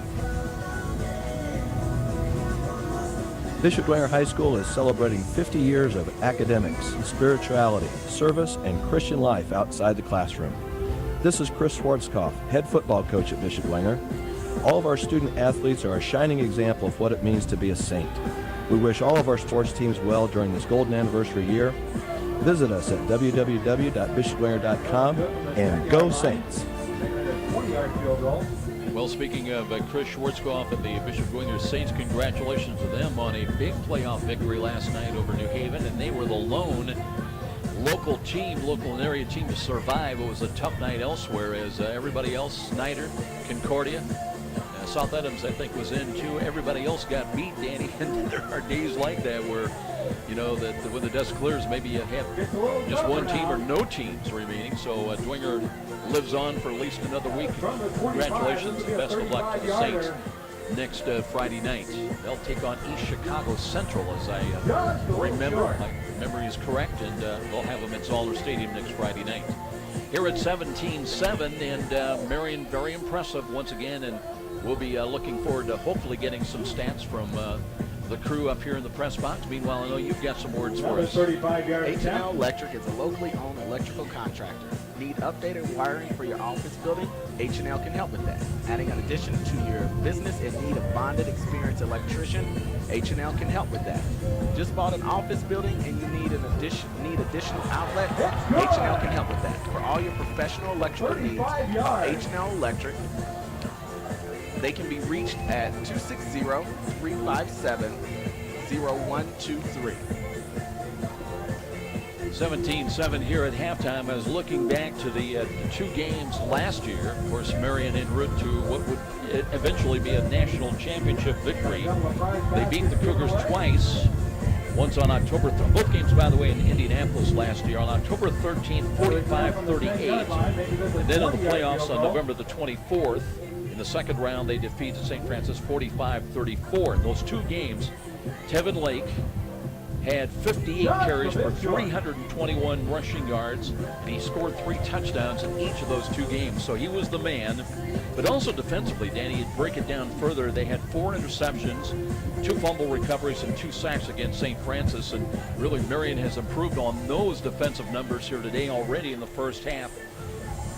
Cougars had led in both games early. They led 21-7 in that first matchup in mid-October. Then they stretched it out to 20-14. and had the 7-0 lead. It was kind of a game very similar to today's. They led 7-0 in the second game and lost 45-34. Right now, St. Francis had the lead today 7-0, and they trail at halftime at 17-7. One of the other factors in those two losses, St. Francis was -4 in the turnover margin. I don't know that turnovers have been a big factor so far today, but more often than not, when you're -4 against a good team, you're going to lose. Definitely, I would. It's funny how you put that. Like, you can't say that I'm going in and I'm playing. Let's just use Alabama, and I can't continue to have turnover after turnover and no positive movement.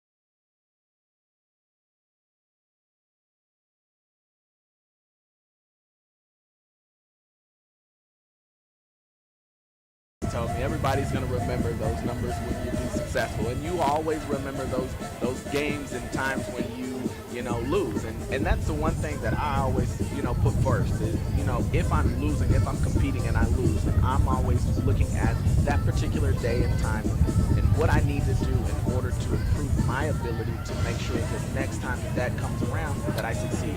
And the only two games that I truly remember from 2009, or 3 games from 2009, was the S&T game, the St. X game here where we lost, and the Taylor game where we lost. And anything else from 2009 is pretty much a blur. I remember an injured Daniel Carter trying to make a go of it in Upland in 2009. It just wasn't there, was it? No, not at all. And I'll never forget those 2 plays.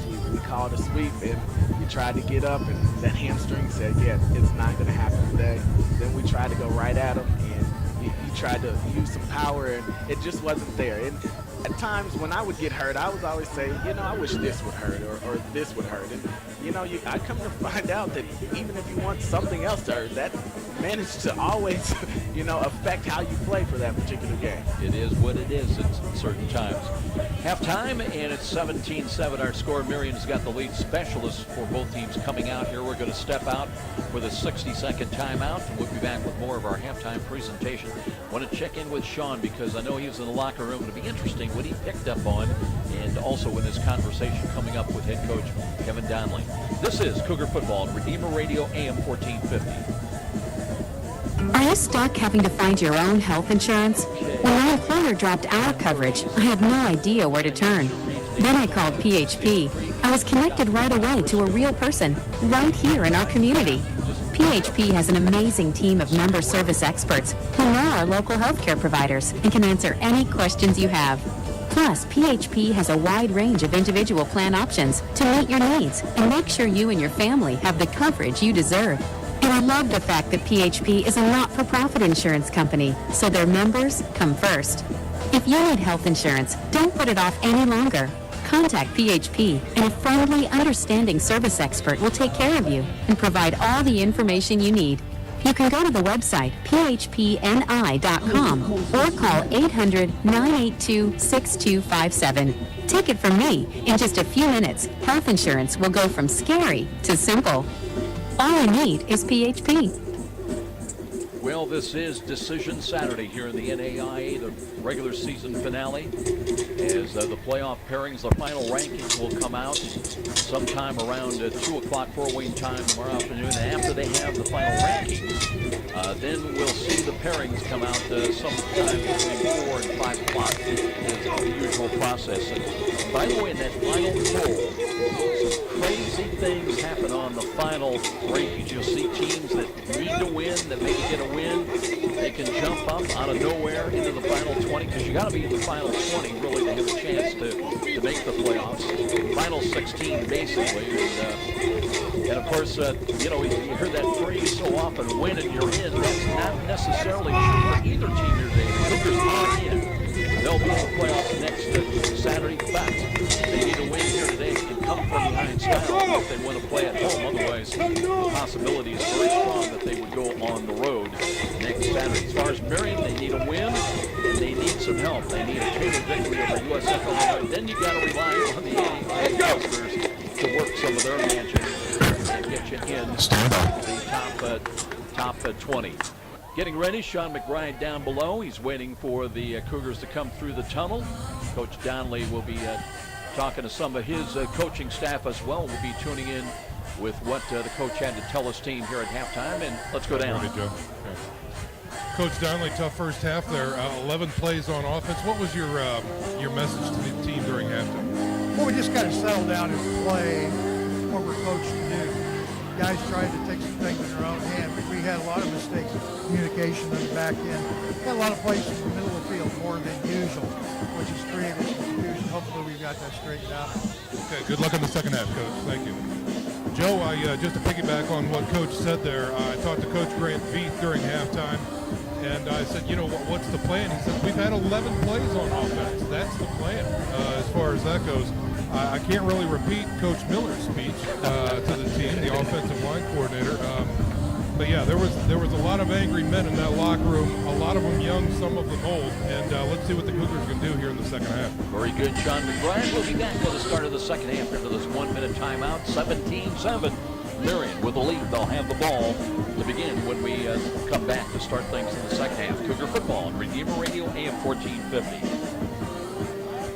It's time to unbank your life. For most people, banking is a cold, sterile, and often a confusing experience. Typical bankers just don't seem to speak your language, and they rarely remember your name. Not at Fort Financial. Fort Financial Credit Union is to unbank your life with comprehensive products and complete offering of services like mobile banking, online bill pay, direct deposit, and courtesy pay. Stop by our corporate office at 3102 Spring Street. We mean what we say, we do what we promise, and we make your finances simple. Only at Fort Financial Credit Union. Matthew F. Hatfield, a health insurance specialist for those aged 65 and older, and for those under age 65 receiving Social Security disability.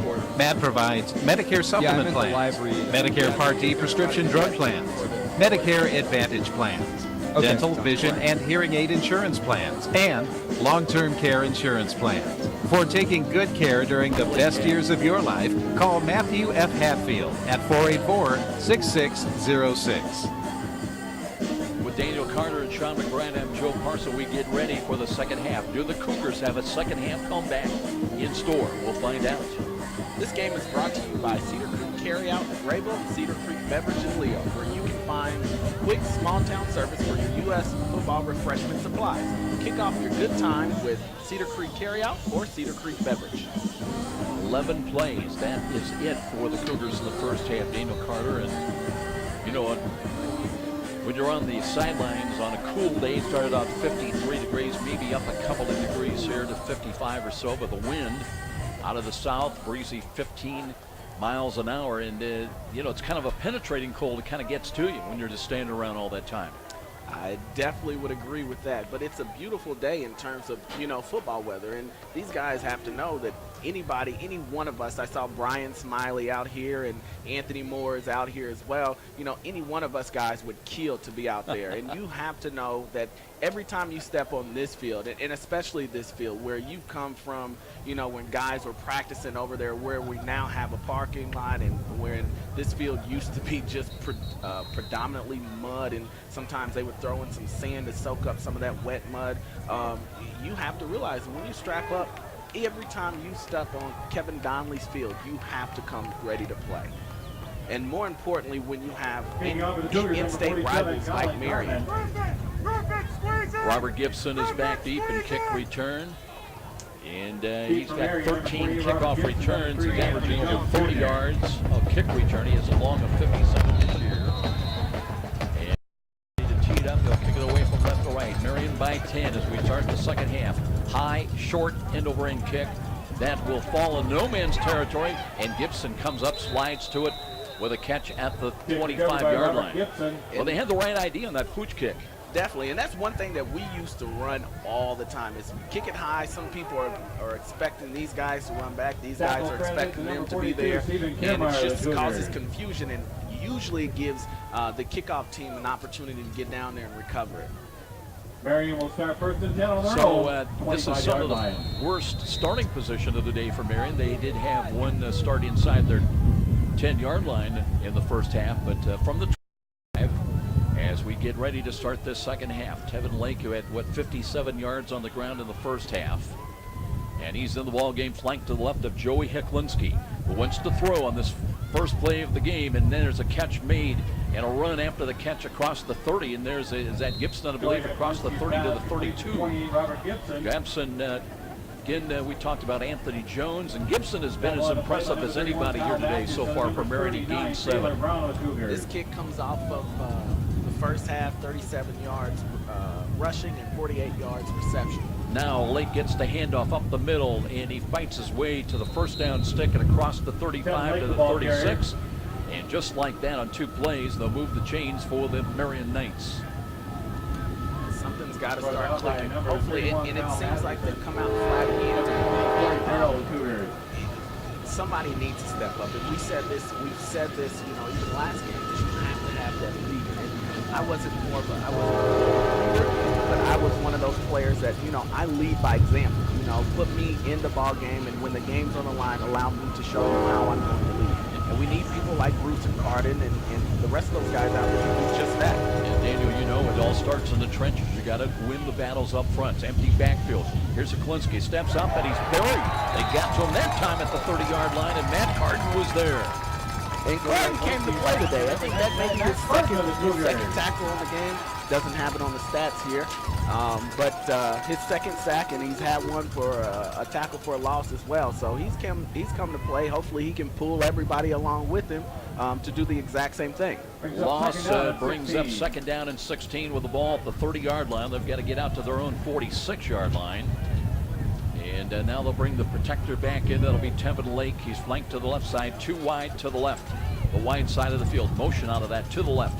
And the counter run to the right, and nothing there. The Cougars stayed home on the weak side and dropped it. Kyle Mathewson was there. And it'll be a loss or no gain, at least right at the 30-yard line. Devin Rush also credited in on the stop. 3rd down. Matt Gray, one of the flip-flop guys with the 2 numbers out there. Matt Gray, when he's in at tight end, wears 94. And now it's 3rd down and 16. And coming out of the first half, they're 4 and 7 on 3rd down conversions.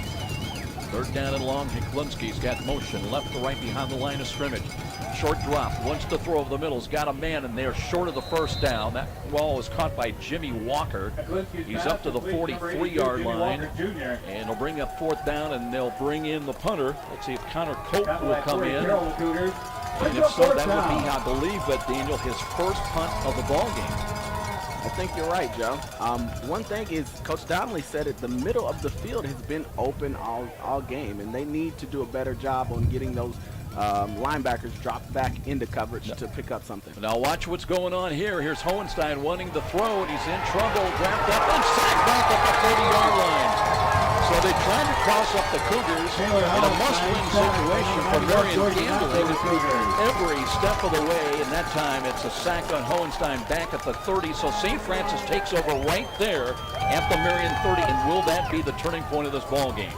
You know what, Joe? I wasn't quite sure what was going on with that play, and it looked like the young man was looking to throw to somebody. That guy didn't get out into his route, so successful stop by the punt return team, and gives the offense one of the best field positions they've had all day. Jalen Campbell will come in as the running back, and Dave Yoder comes in to start at quarterback this first series in the second half. The pitch comes to the left side. Here's Campbell looking for some running room. Feels his way and gets back only to the 30-yard line.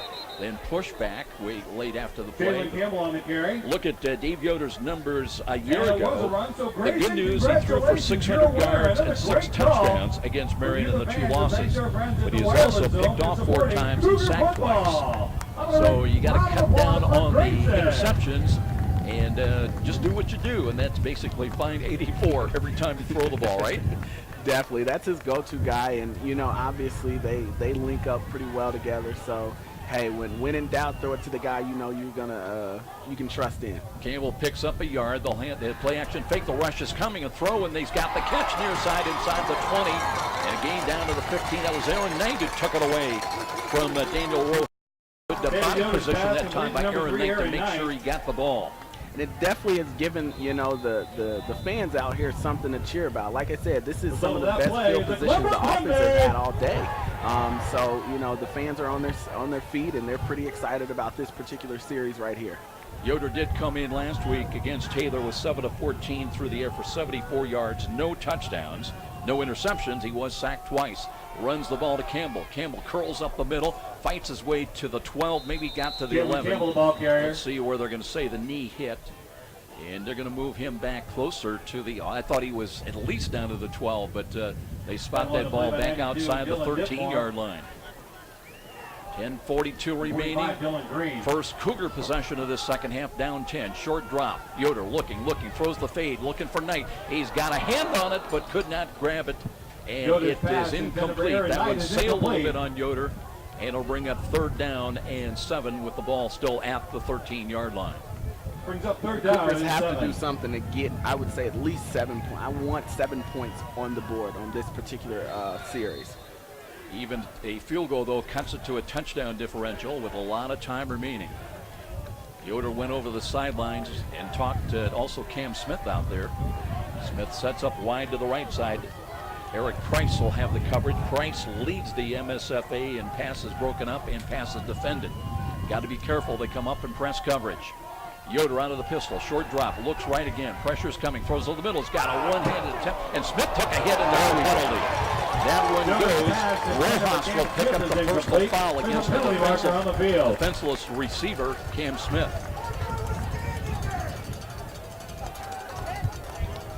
I think that was a beautiful call. That was a great call. If he just backs away, it's just an incomplete pass. Now, wait a minute. The officials are conferring. Not had a decision. We've got all 5 of the, all 6 now officials. They're having the group hug. Personal foul, defense number 8. So it'll be half Half the distance to the goal, automatic and first and down. goal. So the Cougars pick up a new set of downs to work with at the 10:25 mark. So the ball was at the, let's see, they're going to walk off the penalty yardage. Inside the 10, they'll set it down at the 6.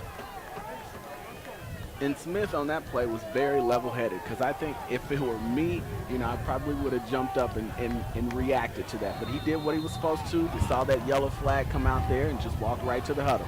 Noel in wide to the left. Kelsaw's up in the slot. They'll run the ball off tackle to the right.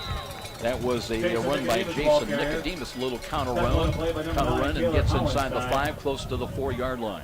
Nicodemus, keep in mind he had that the second play of the game, 58-yard touchdown scramble. Comes off the first half, 5 carries for 69 yards and a touchdown. So it'll be 2nd down and goal from the 4-yard line. Now they assume the Delta formation. Nicodemus is the tailback. And halfback either side. They'll run the ball. Nicodemus again and runs into a wall and gets back to the line of scrimmage only to the 4-yard line. Hartnett came across. And Dylan Green was also in there to make the stop for the Marian Knights. So now it's 3rd down and goal. You know, everything starts down in the trenches. He's just getting to the line of scrimmage, which means that defensive line is getting surge in the backfield. So they have to do a better job on, you know, pushing forward, so it gives him a better opportunity to get forward momentum. Dustin Underwood is in. He's tight to the right side. And Joliet that threw to him for a touchdown. Same formation, the Delta formation, play action fake. Here is Yoder looking, throws the left corner and looking, and there's the ball caught. It's Knight, he's got it for a touchdown. That was a dime throw out there, and Knight just had to wait, and then went up and just got body position on the ball to get away with the numbers. 4 yards on the touchdown pass, and the Cougars right back in it at the 9:06 mark. Wait a minute there, Joe. It looks like there's some laundry down there on the floor. And once again, like last week, illegal formation, 5 men in the backfield on the offense. 5-yard penalty, repeat the down. Unbelievable. So illegal formation. And Kevin Donnelly's out there again talking to this officiating crew. He was upset last week. He was telling me twice Seth Stewart got called for a hold, and both those he was coming with a perfectly legal blocking move and got pulled down by the DB twice. They called him for a hold. And you wonder what these guys are looking at. It's cold. They're just ready to go, Joe.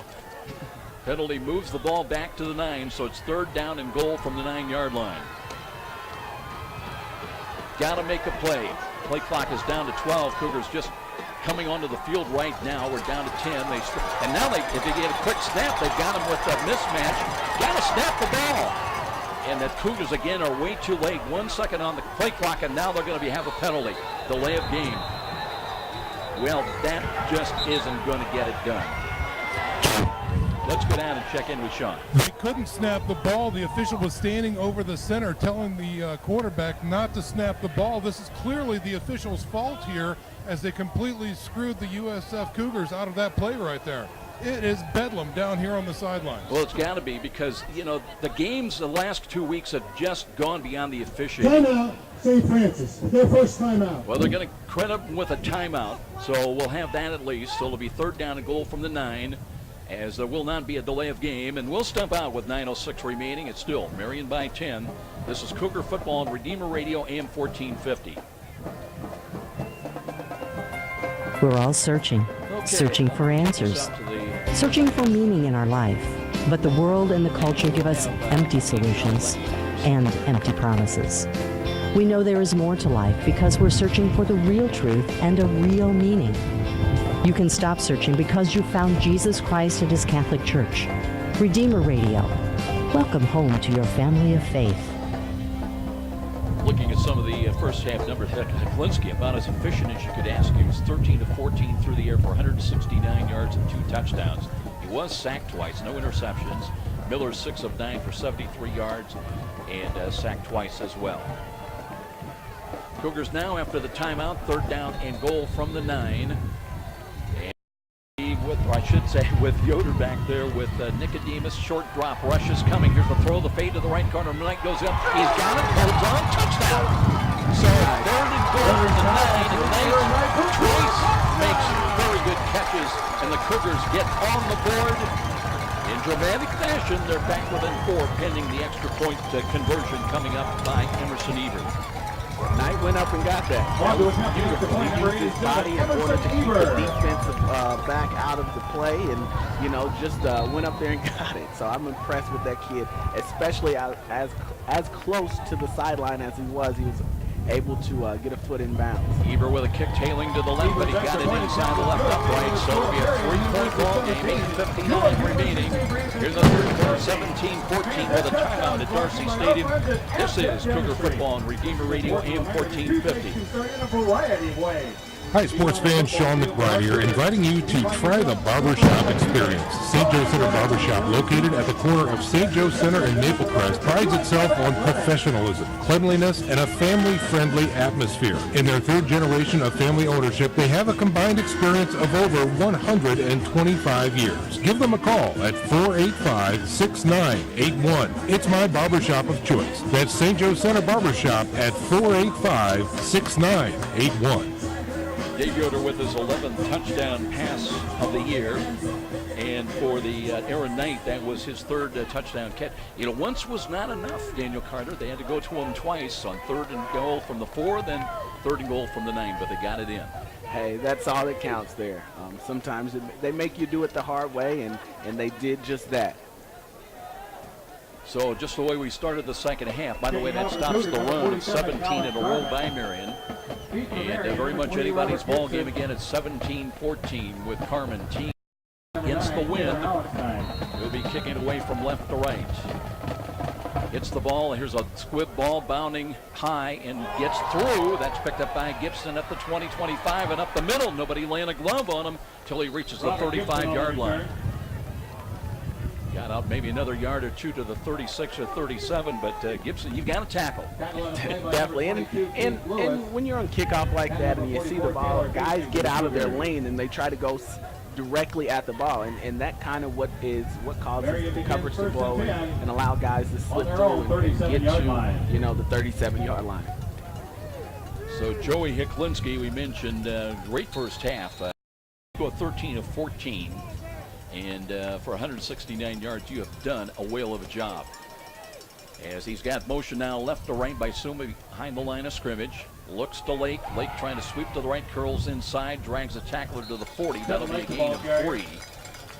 And they're going to give him another yard up to the 41-yard line, a pickup of 4. Right now by number 33, Keith Harris. Keith Harris in on the stop for St. Francis.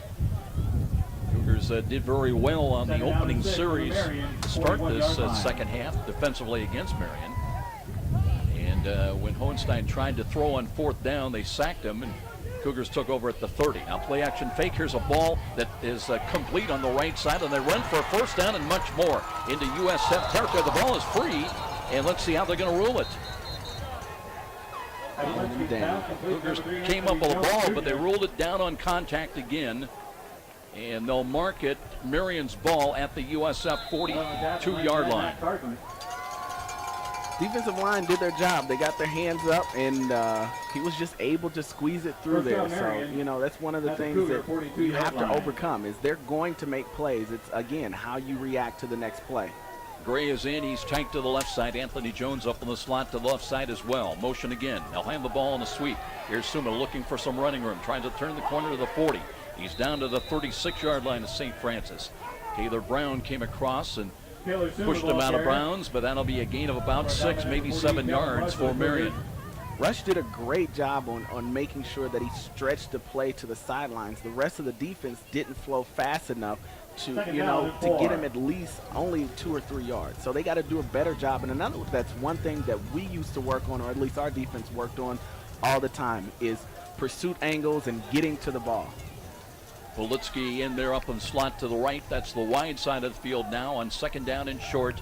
Short drop. Here is Hiklinski. Throws over the middle. He's got a man, and that time he overshot his intended receiver down deep. Down in the deep post. Incomplete. Trying to find that slot receiver. Ben Politsky incomplete. So 3rd down and 4 coming up.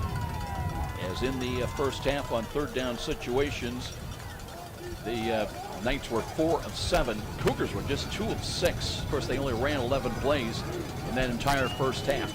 Down 3, though, and 3rd down and 4 coming up at the 36. Gray flip-flops tight to the left side. And here's Lake running for the first down, and he keeps his footing, and he fights his way down to the 32-yard line. It may give him another yard close to the 31. It's a pretty generous spot there. I thought so, too. Brought down by 99 Matt Carton and number 33 Keith Harris. So they move the chains, and here come the Knights trying to counter after that touchdown pass to Aaron Knight that gets the Cougars back within 3.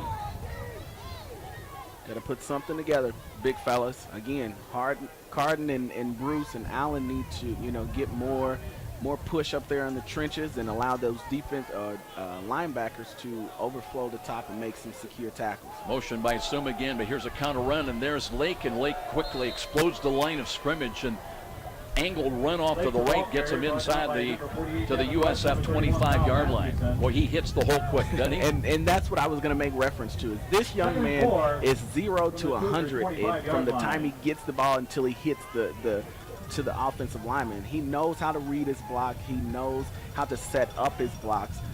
So again, he's a very impressive and athletically talented young man. And again, they fake the handoff to Suman. From a defender, if you get leaning just a little bit the wrong way, he's by you. Short drop, you're stepping up. Hiklinski over the middle, and a one-handed attempt, and then he's staggered onto the front. Nice. And the Cougars have got the ball. Keith Harris was there. Nice. That ball was off the finger of one of the Marian would-be receivers, and Taylor Brown went down and got it. Jones couldn't pull it in. It was right on his fingertips, and Brown was in the right place at the right time and was able to get that interception. So now you got to give it to the offense and hope that they can put something together again and get down the field and put another at least 3 points on the board to make it a tie here. Cougars will start from their own 10-yard line, but they've got the ball back, and that's the bottom line. Jalen Campbell's the running back. He's lined up behind Dave Yoder. Yoder has come in to start this second half at quarterback. He's thrown one touchdown pass, hands to Campbell, cuts back to the left, looking for running room, fights his way out to the 15. That was another stutter step move. A nice job of looking to daylight and finding any kind of a hole for Jalen Campbell. Definitely. He kept going the right direction. He made one cut and he got back upfield. And that was one thing that I noticed about that particular play. He clearly has that ability to make guys miss and has that ability to cut on the dime. So I look forward to seeing what he can do, here in the near future as well. Campbell picks up 5. Seth Coate comes in. He's wide to the left side, 2 wide to the left. And here is Yoder out of the shotgun formation once again. Looks to hand it off, kept the ball. No, he hands the ball. Campbell tripped up to the 25, 30, 35, 40. Near sideline. Down the front race to right sideline. Then around the 25 to the 20 to the 15. Goes right down inside the 10-yard line. A touchdown-saving tackle by the Marian Knights. It'll be first and goal for USF at the 9 of Marian. Nice.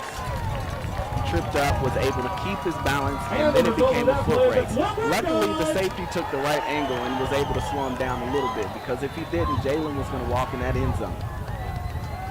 So the Cougars knocking on the door, trying to get the lead back after the early 7-0.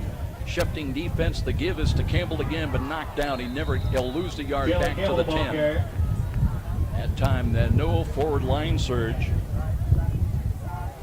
As the defense got through there, and Robert Palmer, one of the linebackers, able to get penetration.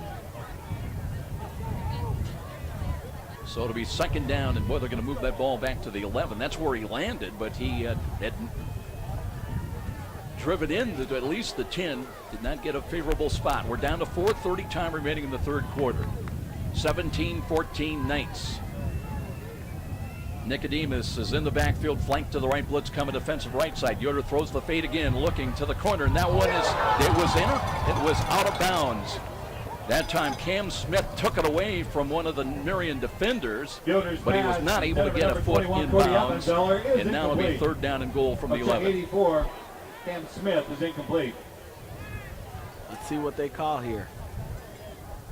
Smith and Yoder coming over to the near sidelines. As we'll see what the coaching staff has got in mind. Touchdown would give them the lead back and stop the Marian lead.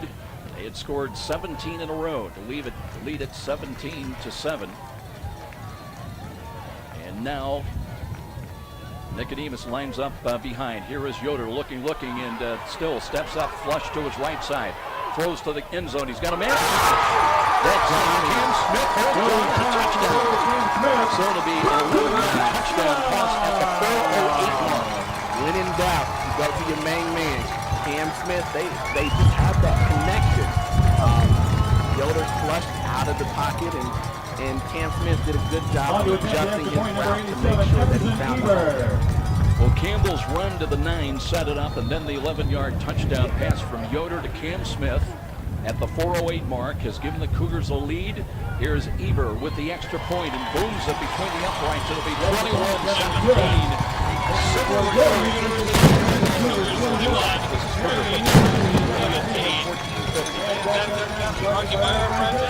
Marian Staffing, locally owned by the Pentenberg best candidates for industrial, clerical, customer service, non-clinical healthcare, IT, and professional direct hire placements. Marian clients are accustomed to getting the right employees at the right time, every time. Marian Staffing supports the proud excellence of the Dwenger Saints and the Lures Knights, both on the field and in the classroom. Whether you're seeking your next career move or searching for great employees, call us at 260-496-9900 or visit us on the web at Sverian.com/FGWayne.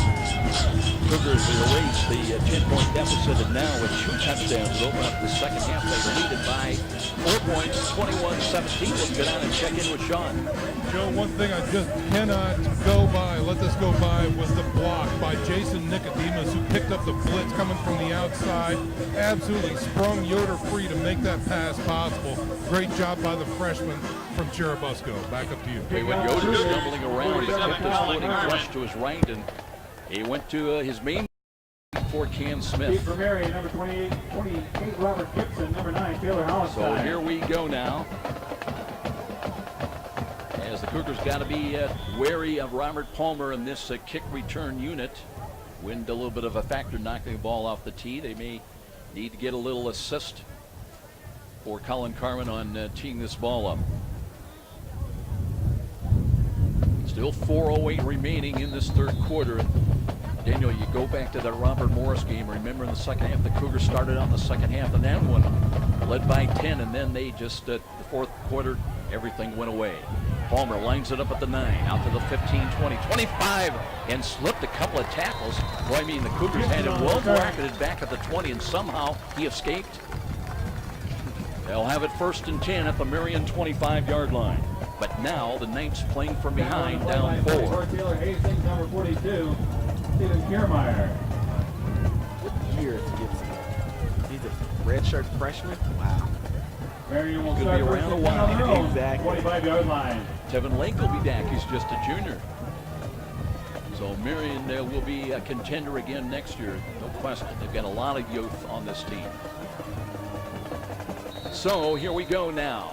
Marian with the ball at their own 25-yard line, down. Deklinski out of the shotgun. Protector Lake to his left. Bunch lineup. They'll give the Lake, trying to run to the right, and strung out. Stamps came up, got a hand on him. He'll have a gain of a couple of yards. Down by number 4, Corey Stamps of the Cougars. Corey Stamps, you know, in my mind, Corey Stamps is maybe one of the most improved defensive players over the last year or two. You know, as we mentioned, against Taylor, 2 interceptions last week. Against the Trojans, 5 in the last 2 ball games.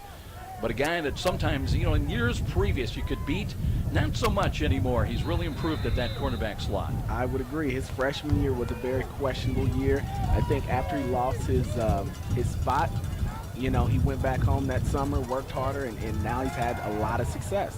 Klinsky with a screen to Anthony Jones. He's got a first down and runs over people across the 40 to the 43. So they'll move the chains, and here comes Marian trying to answer the pair of Cougar touchdowns. They're going to mark that ball all the way up to the 45-yard line. 1st and 10 for the Knights. Clock approaching, well, it's inside 3.5 minutes right now. 21-17 St. Francis. Jones stays in. He's up on the slot to the left side. And it'll be a shotgun formation again. A little motion right to left. They'll hand the ball to Palmer, and he got a block and turns it upfield and reaches just short of midfield. Now, one official's got him down back at the 47. I don't think they are going to move the ball to just outside the 47-yard line. That'll be a gain of about 3. Fish has buy one, get one free sandwiches underneath the stands at Big Eyed Fish. Klinsky, let's see who's got his complement of receivers. He'll work with Ben Polizzi to the short side to the left. And here we go now in 2nd down. Out of the shotgun again, Hiklinski, short fake, he screens the ball, he's got Polizzi. Polizzi tripped up at the 50, falls forward to the USF 49, and a 3rd down call coming up, 3rd down and short. They need about 3 yards to get to the St. Francis 45-yard line. And ideally, any offensive coordinator, this is the situation that they want. 3rd down and short, to give them more options and more opportunities to kind of open up your playbook a little bit there. Anthony Jones stays in. He's wide to the right. Corey Stamps has got the coverage on him, but they've been going more with these screens. We'll see if Hiklinski tries again. He's got motion Suma. He'll give the Lake. Lake has got to the 1st down as he carries tacklers across inside the 45 to the 44-yard line. And once again, the 3rd down conversion comes up good, successful for the Knights. They've got it at the USF 44. And Tevin did a great job on making sure he got to those sticks. That young man, again, is a very competitive person, and that's what you like to see in your running backs. and the Cougars need to answer. Heklinski again out of the shotgun with time on the play clock at 13. Inside at 90 seconds, plump action fake. Here's Heklinski, got rid of the ball. Is that a free ball? They're going to rule at a forward incomplete pass. As the pressure was coming from Keith Harris, he had him, but he was able to get the arm going forward enough. So that'll stop the clock with 1:20 remaining in this third quarter, with the ball still at the 44 of St. Francis. Keith Harris has been an exciting player to watch this year, you know, with block punts and block kicks and all those extras. That man, every game that he's played, he's come to play. 3 sacks, 2 block kicks. Comes into the game with 13.5 tackles for loss, leading the Cougars in that. Here is Gibson. Gibson up the middle, and they don't put it, and he's going to score. Unless they can catch him from behind inside the 10, and they won't. Boy, nobody laid a glove on him until inside the 5-yard line. That'll be a touchdown run of 44 yards and just a breakdown in any kind of coverage. Had a nice little stutter step. It kind of froze the safety there and gave him the opportunity to get upfield. Again, a redshirt freshman, very special player. 44 yards for Robert Gibson. You worry about Lake, don't forget about 28. So will they try it for 2 here? As the swinging gate, now they'll set up for the extra point attempt by Martin Waddick. Waddick in. Right now it's a 23-21 lead for Marian, so obviously the hold. Here's the kick on the way. There's a penalty flag. That kick is good, I believe. And let's see if they... I think the Cougars were offside. It is encroachment. They're going to take the point, or they're going to try for 2. Penalty marker on the field. I think the coaches will decline. Offside on the defense. So it'll be 24-21. Marian back in the lead by 1. And we'll be back. This is Cougar Football on Redeemer Radio AM 1450. Hello, I'm Tom Steele with Tom Steele Tire and Auto Repair, a family-owned business for over 35 years. We carry all major brands of new tires as well as a large selection of quality used tires to save you money. We do all types of auto repairs, be it brakes, alignment, or just fix your air conditioning. Tom Steele Tire, North Clinton or Illinois Road. Give us a try. You'll be glad you did. Well, it's been one of those days, Daniel Carter, for the Cougars. When they've been good, they've been very good. When they've been bad, they've been very bad at times. I couldn't agree more with you. There needs to be more consistency with both sides of the ball, defensively and offensively, and have somebody step up for both sides of the ball as well. Careful now with possibility of an onside kick, a lead of 3 for Marian, as Waddick will approach. And he does kick it long, high, end over end. Kelsaw backpedals to the 4, brings it out to the 10, 15, 20, curls up the middle. He's got running room. Across the 30 to the 35-yard line. Good return. And now a late penalty flag once again on the field. Which way will this go? Generally, it's a block against the offense. The kick return. Yep, block at the back. Just absolutely killers. First down. Shoot yourself in the foot. So instead of having the ball out around the 35-yard line, USF will be backed up to their 15-yard line. A little tougher proposition now for Dave Yoder and company. So it'll be Nicodemus coming out. He'll be the running back. The Cougars will start 1st and 10 on their own 15-yard line. And they're yards away now instead of 70 or 65. 1:05 remaining on the clock here late in this third quarter. Yoder taking a look at that Marian defense, ready to take the snap from Zach Reiners. Got it, hands the ball. Nicodemus, not much there. Gets back only to the line of scrimmage at the 15. Well, he had a big run for 58 yards and a touchdown on the second snap of the ball game, but not much more since then. Marian has really adjusted. Call it a gain maybe of 1, 2nd down and 9. Well, the Cougars, when we move to the fourth quarter, will have the wind behind them. That can be good news or bad news. Sometimes the ball will sail on you. For Down to 30 seconds remaining here in the third quarter. Motion Knight. Right to left behind the line of scrimmage. Here's the drop by Yoder. Looking, steps up, dances, throws in traffic. That's a catch by Cam Smith. Right to 30, 35, 50. Inside the 30, 35 to the 25-yard line and bumped out of bounds. He delivered as much of a hit against Fordstein as he received, but a big play by the Cougars with 12.1 seconds remaining, and they'll have it first and 10 at about the 23-yard line of Marian. You know, Joe, I dare to say, had he not slowed down, I don't think Hohenstein had the best angle. He could have beat him to the zone. He was thinking of cutting back to the middle, I think. Yeah. They're going to run out of time as the third quarter will end, but the Cougars in the red zone or just beyond the red zone, and they'll have it first and 10, down 3 here at home in a must-win game for Marian, must-win for St. Francis if they want to play at home next Saturday. 24-21. Knights will be back. This is Cougar Football on Redeemer Radio, AM 1450. A clean office space. Okay, that's an easy choice. And choosing the right company to clean your business is easy too. Sioka's Professional Cleaning is the choice of a lot of Fort Wayne companies because of the 100% satisfaction guarantee. Sioka's does it with built-in check systems to make sure your business is clean beyond your expectations every time. First impressions are critical, so make sure yours is always the best. Professional cleaning from Sioka's. The best people, the best service. 483-2112 or online at siokas.com.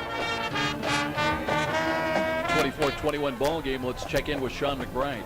Hey, just a reminder to our listeners that semi-state football action will be here on Friday night when the Bishop Dwenger Saints will be hosting East Chicago Central. That's a 7:30 start time. 7:15 will be our pregame show right here on AM 50 and heard around the world on RedeemerRadio.com. 7:30 start time. You can enjoy a little bit more dinner before kickoff, right? I'm thinking buffet. If you can hear this game, it's thanks to our communication sponsor, Dr. Todd and Mary Briscoe Family Dentistry. Their financial support helps make this sports broadcast possible. Need emergency dental care? Call Dr. Briscoe at 260-486-9950. Yoder wanting to throw the fade to the corners. Got a man out there. It's Knight, but he was blocked away from the ball. Ball came to the inside of the field. And that time incomplete, knocked away. Fortunate also that the ball kind of hung up there, but the defender had his back to the play. Incomplete, stops the clock. 14:54 remaining. Cougars down 3 with the ball. 2nd and 10 at the Marian 23-yard line. They have come up with some big plays in the clutch here today. I just realized we haven't said Matt Knowles' name all game. He's in the game, wide left to the short side. Yoder with the blitz coming up the middle. Rolls to the right side, screens back to the left. That one got away, and there was a contact as Aaron Harris was knocked down. The ball was in the air. It was uncatchable, and now it's going to be 3rd down. Pronounce his name again, number 9. Hohenstein. Hohenstein reminds me of a Kurtz. After he smacked Harris, or hit Harris, knocked him down, he kind of looked at him like, yeah, don't get back up. That's that senior mentality for you. 3rd down and 10. Cougars in 4 down area if they need it. Here's Yoder, sets his feet, throws. That's a high ball, but it's caught at the 12-yard line. It is ruled a catch. Yes, and a first down for St. Francis. Official took a little look out there as Cam Smith again. And boy, the ball high and to the outside. How was he able to get even 1 foot in bounds, but he managed. Cam Smith is a special kid. He comes off first half with 3 catches for 54 yards. And this second half, I'd say, has been even more impressive. Now the Cougars have got it at the 11. And they'll work from the right side hash mark. Kelsaw's in. He's the lone wide to the left. And they bring in Jason Nicodemus now. He's flanked to the left. They'll flip-flop him to the right side of Yoder. Shifting defense, and there was movement. And Marian came across, but were they drawn across? It is procedure a call as the Cougar offensive line moved. Stop infraction, number 66, 5-yard penalty. Brian Gegner, the redshirt freshman, flinched, and Marian reacted. So it'll be 1st and 15 now with the ball back outside the 15 at the 16-yard line. You know, Joe, I'm glad I obviously wasn't big enough to be on the offensive line, because you have to be very poised. When somebody's jumping at you, natural reaction is to, flinch or defend yourself. And those big guys up front have to make sure that they stay poised and trust in their ability to pick up blocks regardless on what's going on the defense. Underwood is in, tight to the right side. Short drop. Yoder pump fake. Looks, throws over the middle. He's got a man. Tip ball incomplete. Hohenstein had a shot at it. Also had some help down there in the end zone, but incomplete pass will bring up second down and 15 from the 16-yard line. Cougars can pick up a first down without scoring inside the 2. That was a close one there, Joe. That was a questionable call. He had one guy and probably about 5 defenders around him. So Yoder's lucky that nobody got a hand on that, got it tipped up, and the Knights came away with it. And he threw it behind Knight as well. Nolan again, wide left, Seth Stewart's in there. Here's a roll to left, a quick throw, and that's a low ball as Yoder had to get rid of it as the pressure was coming from Obagine, one of the linebackers. So now it's third down and still 15. And looking ahead, would you go for the field goal to tie the game, or would you try to get at least the first down and try to get a touchdown to take the lead back? 13:47. It's been cloudy most all day long. Sun trying to break through a little bit. Clouds thinning out somewhat. Started out a lot of winds out of the south, 15 miles an hour.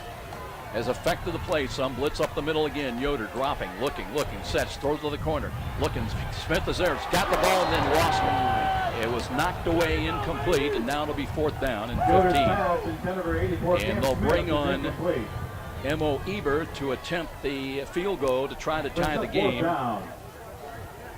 Eber on field goals now is 8 of 11. He was 0 for 1 last week. Had one blocked.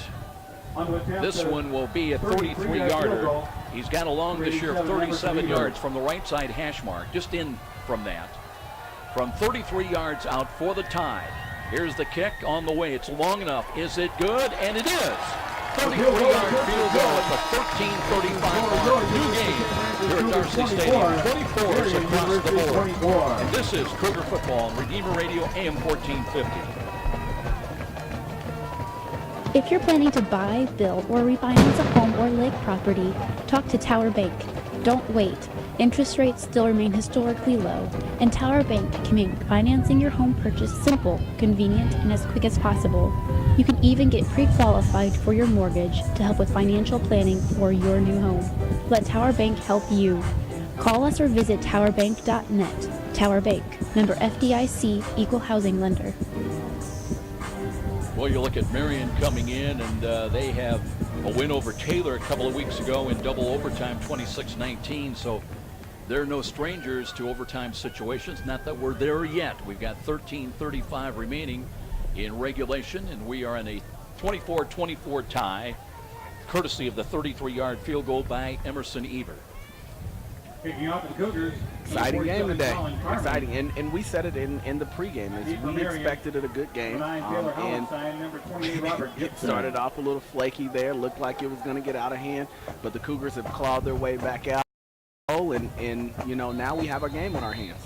And Carmen with the wind behind him. Let's see if he's able to drive it into the end zone. As he approaches and gives it all he can. And there it goes. And it'll go across the end line. Hohenstein took a look, but nothing he could do with that one. So Marian will start again on offense. But we have a new game, 24-24. And of course, everybody will be looking. It was a three-way tie in the Mid-East League to begin the day between USF Illinois. They're playing in Joliet against Taylor. And the two teams here, also at 4-1 in the league, St. Francis and Marian. I wonder if Hohenstein is somebody that Sean remembers from North Side down there. Sean, does that name ring a bell to you? Oh, absolutely. He is a playmaker. You know, absolutely right. And one of the other things I'd like to remind our listeners, Cam Smith and Emerson Eber, both Bishop Dwenger grads, just to make a note of that as well. Hohenstein, a former quarterback for the Redskins. That's right, and doing a nice job, too. Here we go now. It's looking, and there's the late getting the handoff. There was a penalty flag, and it looked like they had 2 men in motion. Got Lake on the carry. Lake carries it out for 5. That's going to be wiped out, I believe. Looking at the penalties that we had by both teams, Marian had 4 for 31 yards in the first half. Cougars had just 1 for 2 yards.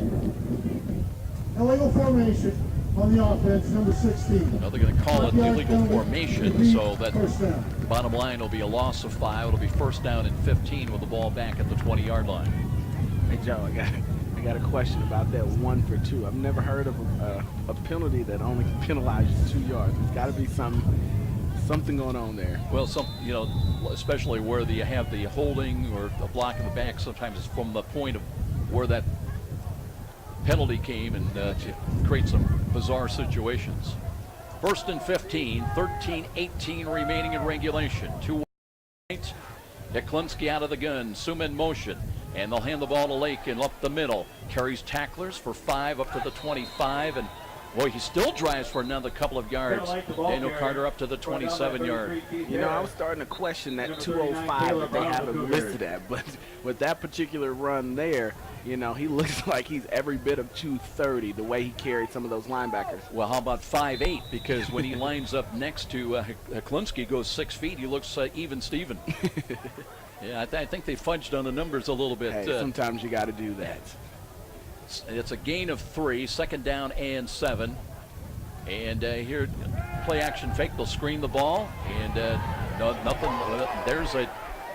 That's Suma with the ball, looking for some running room. He bounced off one would-be tackle, and will gain maybe a yard and a half.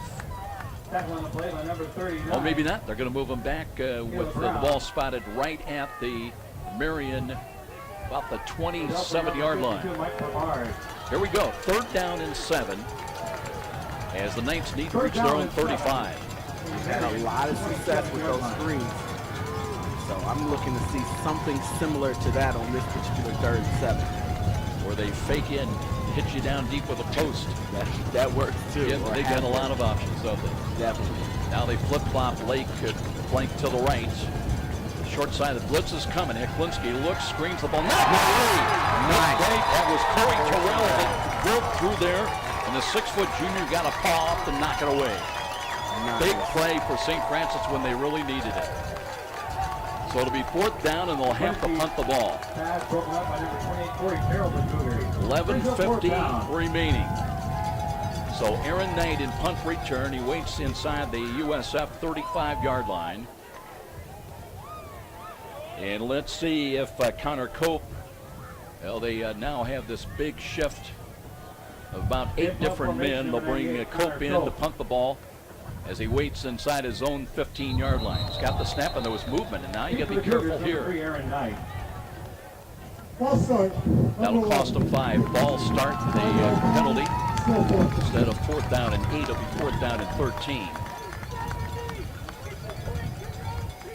So you get the feeling maybe momentum swinging the Cougars' way. They had the 2 touchdowns to start the second half, and now the 33-yard field goal from Ever, and about to get the football once again. Knight moves up now, close to his own 40-yard line. Cope is waiting inside his own 10 to punt the ball. High snap, but he's got it. Rush is coming, got it away, and they knock him down. They're going to rule it. Here's a ball. Knight just backs away, takes a high bounce at the 45.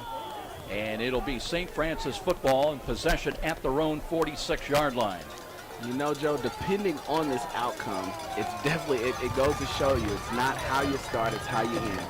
Because they came out pretty flat that first half, and the second half has really stepped it up on both sides of the ball. No question. And you know, we've seen it go both ways.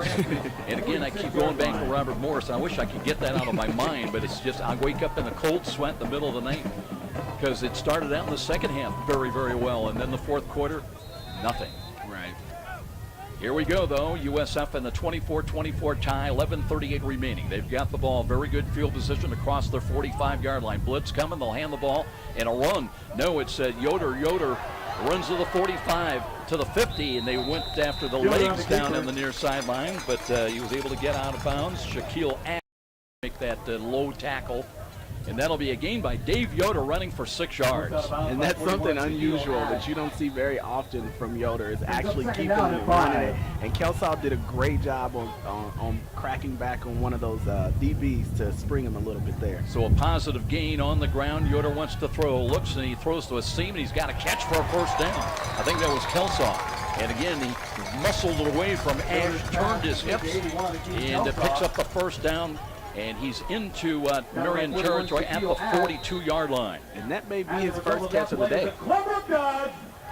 Yoder ready to put the play in motion again very quickly. We're down to just over 11 minutes time remaining. A throw to the right. Here's an open field catch by Smith. He's got the first down inside the 30, down to the 29-yard line.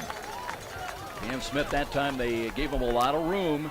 And Yoder with a quick delivery to him on the right sideline. And that results in a Glenbrook Chrysler Jeep. So they move the chains down inside the 30 to the 29, 1st and 10.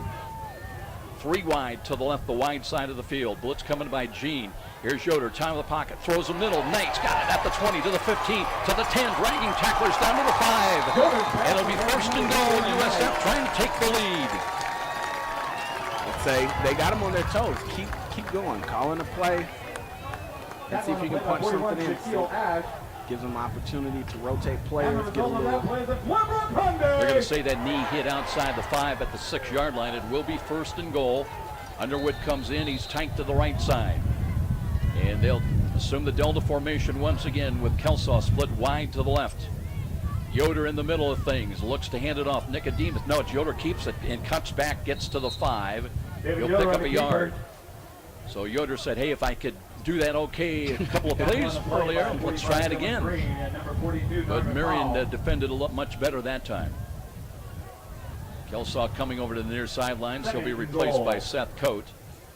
So it'll be 2nd and goal. And this is always a tough area for the Cougars to negotiate. Not only in the red zone, but you get inside the 10-yard line, and it can be really, really tough. Coate comes in wide to the left. Really the lone wideout. Underwood stays in. He's tight to the left. They'll hand the ball. And here's a throw to the corner, and they've got a touchdown. Is that Noble? That is a touchdown catch from Micah Noble on a play action. He sets up as the right halfback. Micah Noble with the touchdown reception, and the Cougars at the 9:37 mark are on top again here at home at 30-24. That may be his first career touchdown, right?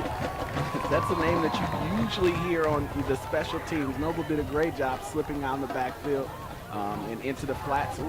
Ebert with the right-footed kick on the way, and it's good. Tack 1 onto the Cougar total. They'll lead it by 7. Still, a lot of time remaining. 31-24, though. Silver Blue have got the lead here at home. This is Cougar football on Redeemer Radio, AM 1450. Are you looking for an orthopedic specialist? Ortho Northeast has been serving the community for over 50 years with offices in 3 convenient locations. Look for the location nearest you. Dr. John Pritchard is a board-certified orthopedic surgeon with 20 years of experience with OMD and can assist you with the best treatment plan for your knee or shoulder pain. Dr. John Pritchard is looking forward to meeting you and helping with all orthopedic needs. Call Dr. Pritchard at 260-484-8551 or visit the web at www.orthone.com. Well, it has been a wild game. Daniel Carter and Sean McBride with us today. My name's Joe Parson. The Cougars trailed at halftime 17-7. They got a pair of touchdowns to take the lead, 21-17. But Robert Gibson rumbling for 44 yards. Got the lead back for Marian. But now St. Francis Danny has scored the last 10 points of the ball game, and they'll lead at 31-24. Hey, those halftime adjustments come to be very successful in the second half. Gotta play 60, not 30, not 45. Here comes Carmen trying to drive it again, high, end over end, backpedaling. And this will be taken 9 yards deep, and Hohenstein won it out. He did. And now we've got a Cougar down, slow getting up. Joe.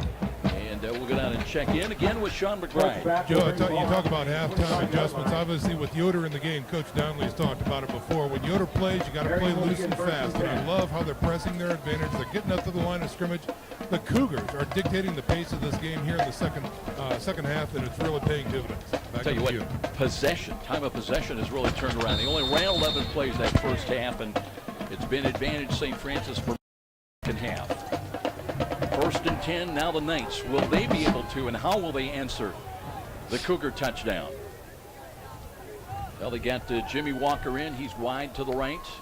Made a great catch in the first half. They looked at Tevin Lake. Lake brings tacklers with him up to the 29-yard line. So he'll pick up 4. And, a guy that's coming in and averaging 5 yards a carry, and he just does his thing, Daniel Carter. You know what you're going to get with Tevin Lake. Definitely, and anybody will take a guy that's averaging 5 yards a carry. Especially on first down. Now Walker in motion will reset, and to the left side, that's the wide side of the field. We'll have 2 wideouts there on 2nd down and 5. Klinsky checking that Cougar defense. Motion again by Suma, hands the ball, then drop the ball, picks it up, and finds running room. But Matt Carton hops on his back, and it'll be a gain of only about a half a yard to the 30. Brought down by 99 Matt Carton. Number 30, bounced just right for him to pick it up. Then look at again. They're spotting that ball at the 31. Suma was never there. He fell down on the ball back at the 30-yard line. Out with John. I tell you what, Joe, it's hard enough taking on one opponent. It's really tough taking on 2 when they're wearing stripes. We just see this more and more. 3rd down and a long 4. Klinsky's got 3 wide to the right. The crowd coming alive here at Darcy Stadium. He's got 1 wide to the left. Short drop, throws into the seam, and that's incomplete. Nobody was home.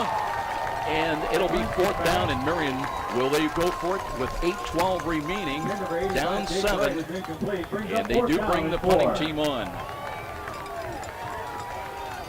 That is one of the few times Joey Klinsky has really not been on target. And credit where credit is due, the coverage for St. Francis was right there. All on him. I watched Stamps. Now you got to be careful. Hohenstein will shift. And they'll bring Connor Cope back in. Number 98, Connor Cope in punt formation for Marian. I watched Stamps on that play, and he was all on his man. And here's Cope, runs up to it. Rugby high, wobbly ball. Knight will play off of it. Takes a Marian bounce into Cougar territory inside the 45, somewhere around the 41, maybe the 42-yard line. That's a decent spot of the ball for St. Francis, trying to run clock now.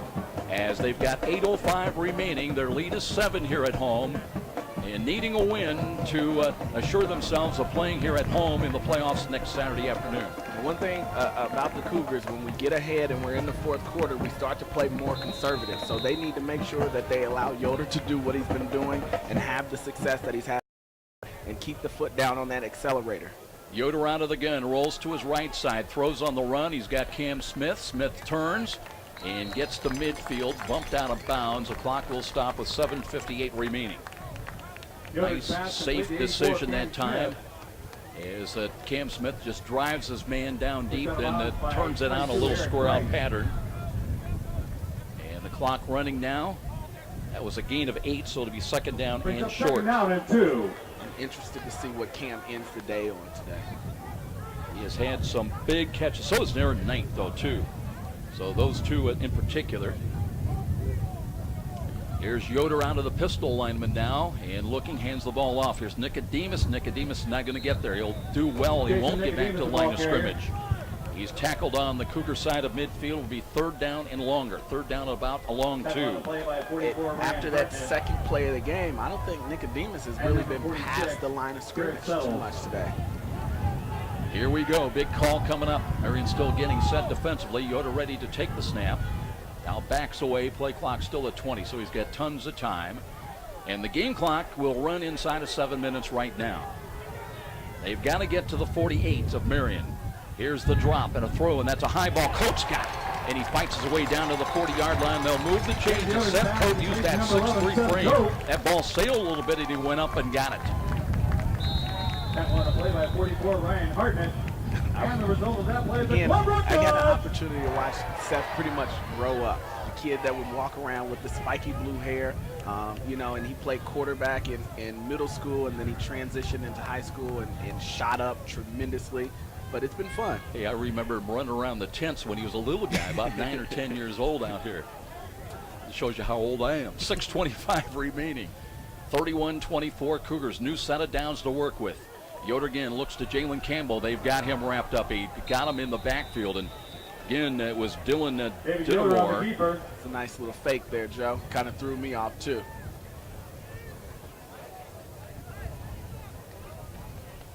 So the ball at the 40-yard line. Tackle on the play by 6, open Gene. But the clock is a big factor right now. Inside of 6 minutes time remaining. 2nd down and 10. And let's see if Campbell stays in as the running back. He does. Like you said, Dan, you don't want to get too conservative in this. You got to have some first downs. Too wide to the left, the short side of the field. Here's a quick screen. Appenzeller to the 40, 45, and trying to stay in bounds, and he does. Fights his way inside the 30, down close to the 25. Nice job by Cody Appenzeller, who got robbed, absolutely robbed last week in Upland when he had a 35-yard screen pass touchdown denied by a really arguable call. They'll have it 1st and 10 at the 24. Well, Appenzeller did a great job run after catch. Noel did a fantabulous job on, you know, securing the perimeter for him to get more yards after he caught that ball. And stayed in bounds. So the clock running at the 24-yard line, 1st and 10. And the clock will move inside of 5 minutes, or very close to it, before this snap of the football. As Yoder with 2 wide to the right, rolls to the right, looking, throws in the seam. He's got to catch Knight, works his way to the 10 and out of bounds.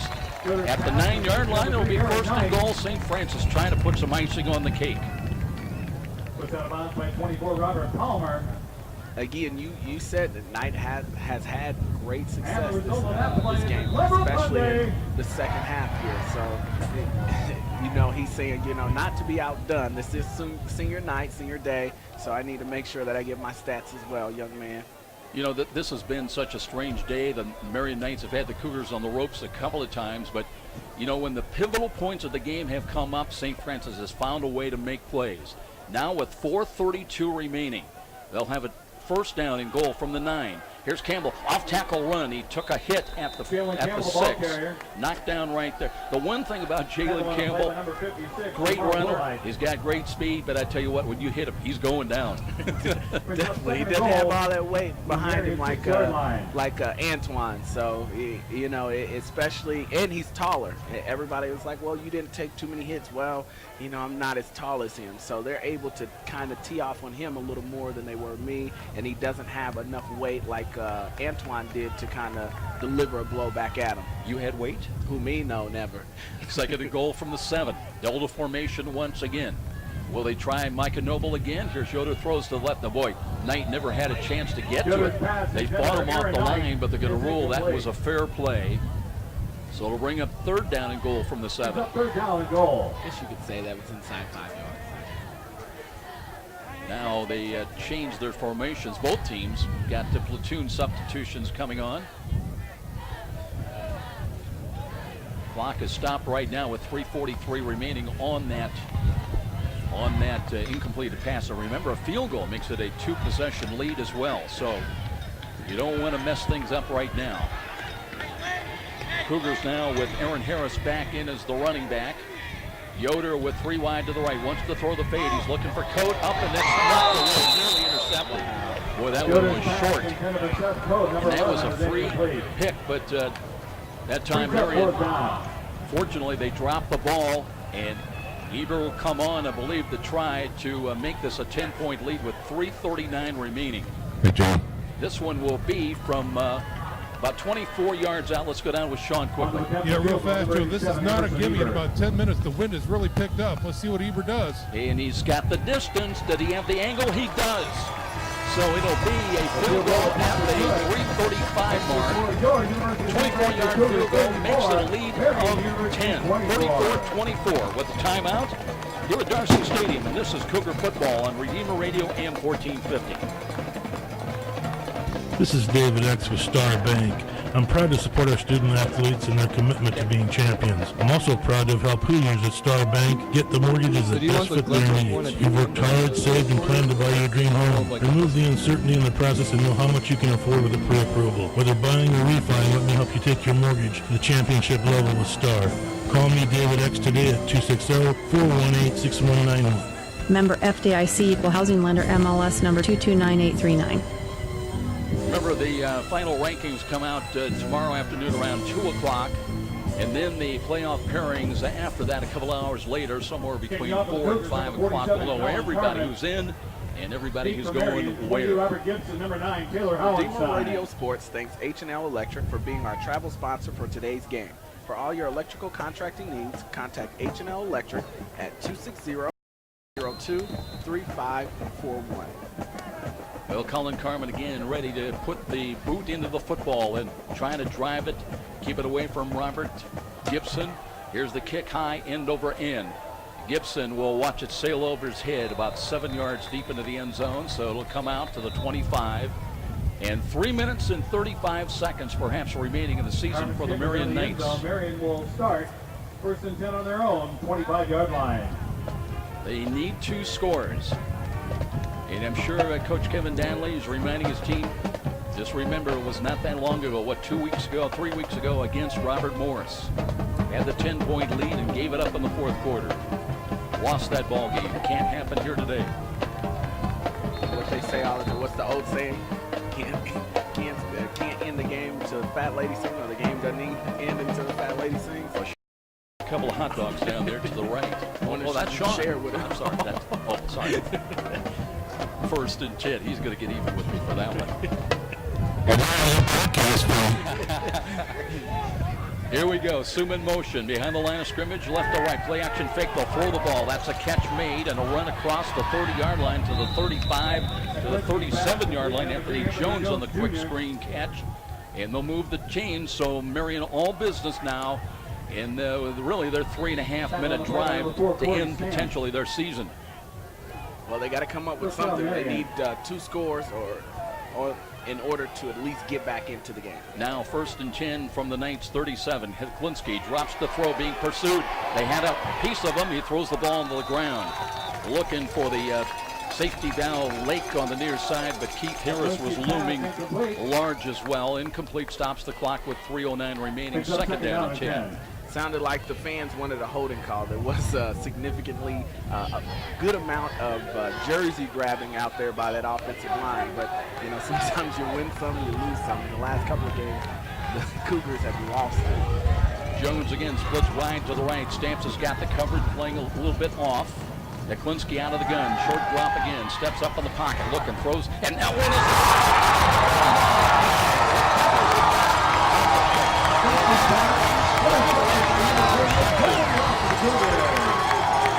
Right place, right time. You went to go get that. It was a little underthrown, and it was really good. Made sure that the Cougars got the ball back. So now Hey, hats off to the senior from Snyder High School, Devin Rush, right there. I'm on my way out to the trunk to get my Viking hat, and what a great job by the defense there. Getting some pressure and then finally causing the turnover. Back up to you. Cougars now, and the clock is their ally. They've got, Marian's got 3 timeouts remaining. Yoder looking, hands the ball.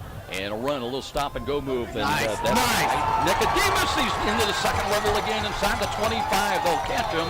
But now before he gets down inside the 20-yard line, Nicodemus almost like he started the game, Daniel. The balance and, you know, the power he showed you on that particular play. It looked like they had him stuck. And he just kept them feet turning and was able to, you know, keep his balance on a couple of hits and got upfield. You know, it's funny. I thought he was stopped. I was looking down to mark it down, and I heard you reacting. There he goes. He broke it to the outside. And unlike his 58-yard touchdown run, when it was right up the middle, and no messing around. Underwood in again. He's tight to the right side. It'll be 1st and 10 from the 20. Will the Cougars add icing, more icing to the cake? Here's Seth Stewart in motion. They'll hand the ball. Nicodemus cuts back to the left and buried right at the 20-yard line. Good defensive play that time by the Marian Knights, Ryan Hartnett, their middle linebacker, who came in leading him with 59 tackles on the stop. And there is the first timeout with 2:17 remaining. And the Cougar lead is 10. They've got the ball. And they'll have second down and 10 at the 20-yard line when we return. This is Cougar Football on Redeemer Radio, AM 1450. H&L Electric is so proud to be a sponsor of local activities, especially St. Francis football. H&L Electric specializes in commercial and industrial electrical projects that require continued service and maintenance support. For high power and very delicate electrical applications, H&L is the company for you. H&L Electric, with 56 years combined service, offers free estimates and a solid program. For your next project, 260-357-0123. That's 260-357-0123. H&L Electric, powering your future. Ain't over yet. Still 2:17 on the clock, but Cougars in the driver's seat because they've got the lead and they've got the ball in the red zone now. It'll be second down and 10 at the 20-yard line. Don't need points, but just trying to keep that clock. You can. 34-24.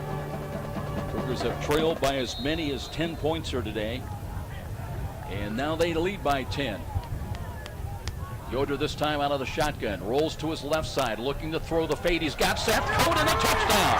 Coate with a touchdown catch of 20 yards, and no coverage that time by Marian. Time of the score 2:12, and that's probably the easiest touchdown catch Seth Coate has had.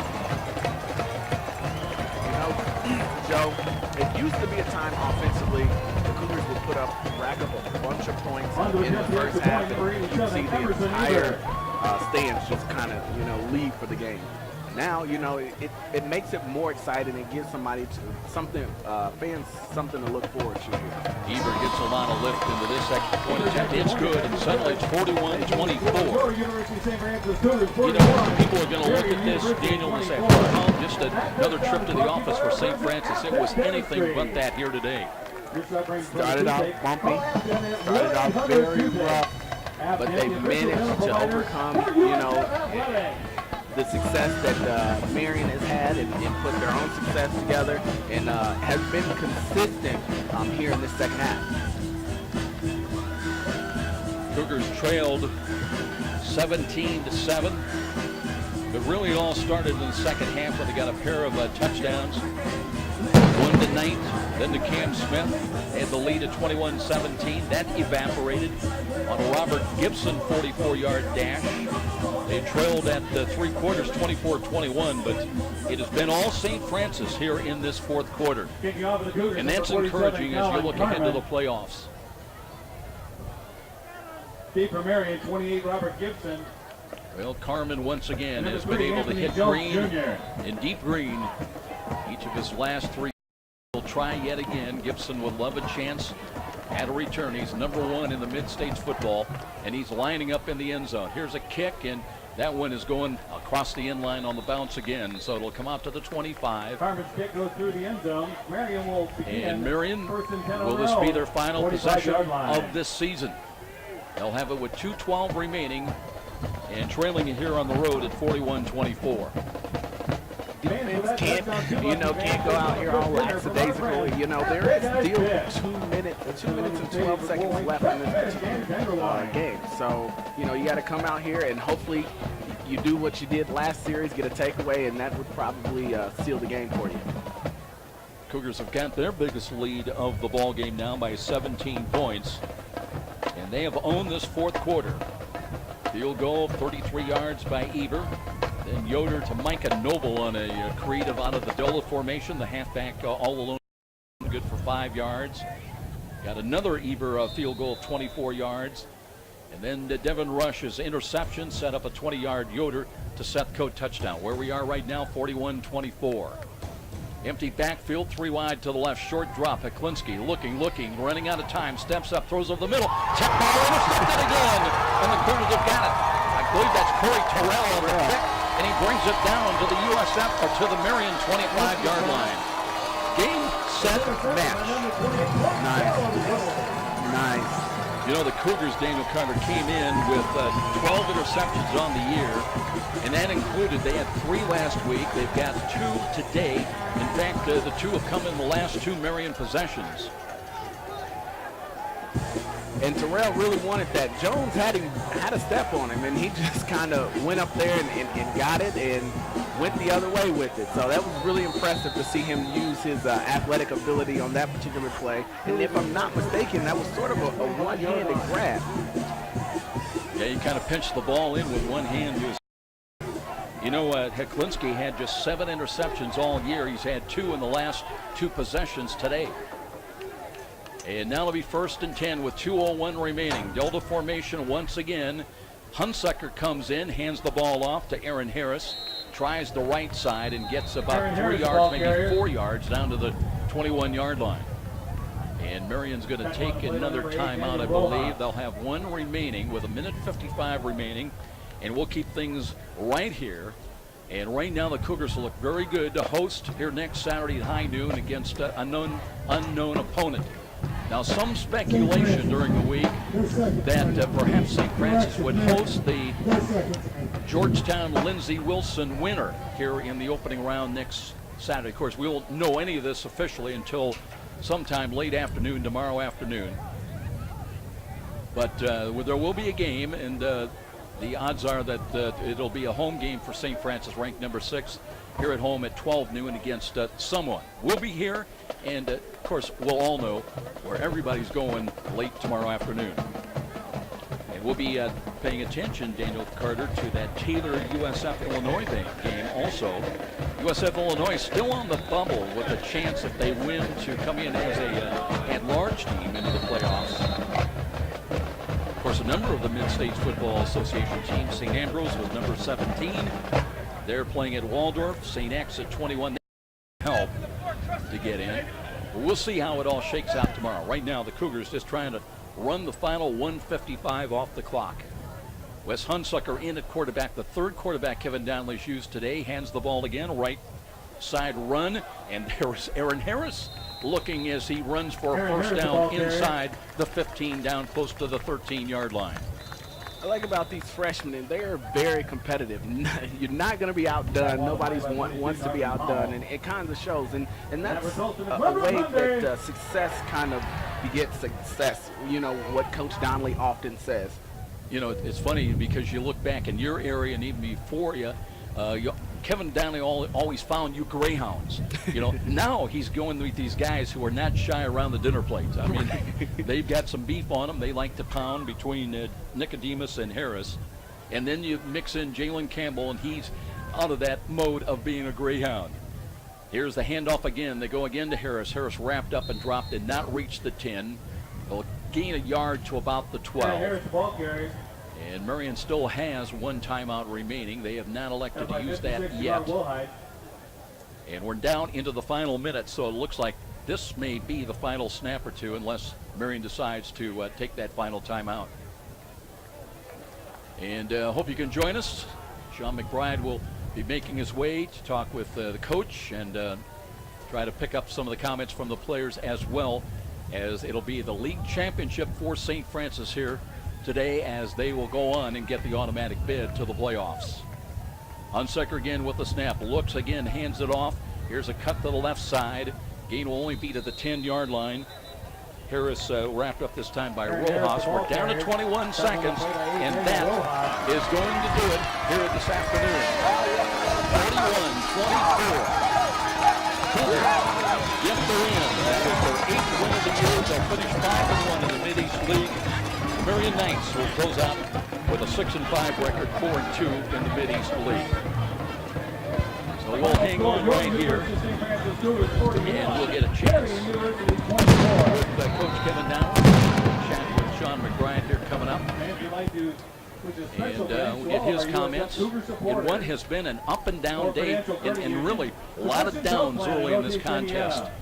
After the early 7-0 lead, then down 10.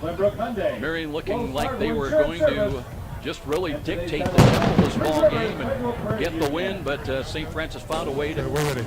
Let's go down to Coach and Sean. Coach Downley was the tale of 2 halves today. Really coming out there in the second half. What's your takeaway from? Coaches did a great job making some adjustments on both sides of the ball. Came out a little bit too hyper. You had to get them settled down and just do what they were coached to do. And they did that. That really takes a lot of character. 34-7 the second half. Couldn't be happier with our players and our coaches. You made a personnel change to start the second half, playing a little looser and a little faster, and it obviously paid off, right? Well, you know, Josh has the ankle thing tightens up at the half, and that's kind of the way we do it for the second half. And, you know, he made some plays today. Thanks, Coach. Sean McBride with Coach Kevin Donnelly. Tell you what, guys, we're going to take a break right here. We'll get into the post game and after the position coaches meetings with the players, and we'll go back to Sean with a chance to chat with some of the key players in this afternoon's 41-24 Cougar victory on to the playoffs next Saturday. We'll be back. This is Cougar Football on Redeemer Radio, AM 1450. Glenbrook Hyundai. They're making room for the 2014s, which means this is your time to score an epic deal on a brand new 2013 Hyundai. Now through Monday only, get triple rebates.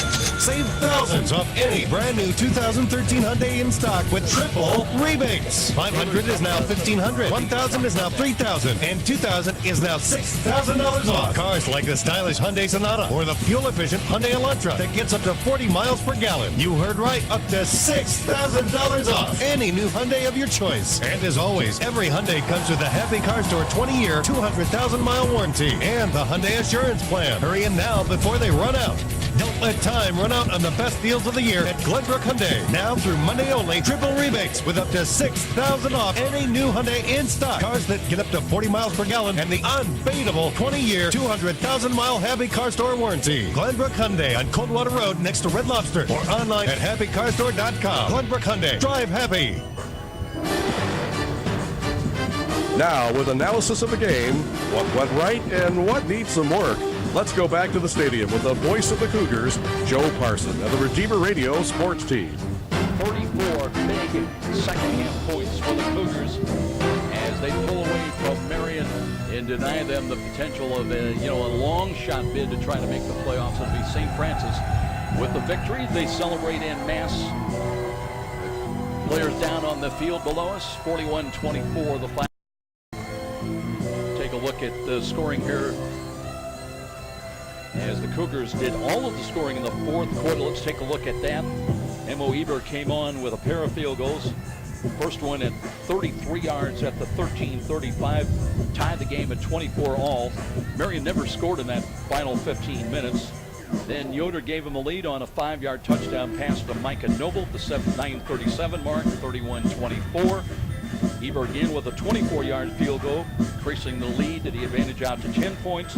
Devin Rush with an interception. They took over at the Marian 49. That led to a 20-yard Yoder to Seth Coe touchdown pass. And then Corey Terrell picking off Hiklinski, and USF running out the clock from the 25-yard line. And the Cougars on to the playoffs next Saturday here at home. Getting ready with Sean as he looks for some numbers. Sean, I can't find you down there, buddy, so whenever you're ready, just go ahead and take it away. Well, I was trying to get these guys that are now breaking up into their team huddles right here. We might have an opportunity to talk to Devin Rush, the senior from Snyder down here. He's getting interviewed right now, but also Mr. Tyrell is busy right now. We're going to see if we can't talk to Devin right now. Devin, huge day today, senior day. Tell me about that interception. You went down for it and you got it. I mean, first I gotta give big props to the defensive line. I mean, they came down and they were pressuring the quarterback, and he had to get rid of the ball really quick. So I mean, I was in the right spot at the right time, and I got to give credit to the defensive lineman. Well, I tell you what, this is a signature win for the St. Francis Cougars. I know you're a local guy out of Snyder. What's it feel like to take a big victory today? Oh, it feels good. I mean, in my 4 years here, Marian's always played us tough, and they beat us most of the years I've been here. So it's nice to finally get the W. I respect them. They're a good team, but it's nice we came out on top. Tell you what, it looks like picture time, so we're going to let you to it. Great job.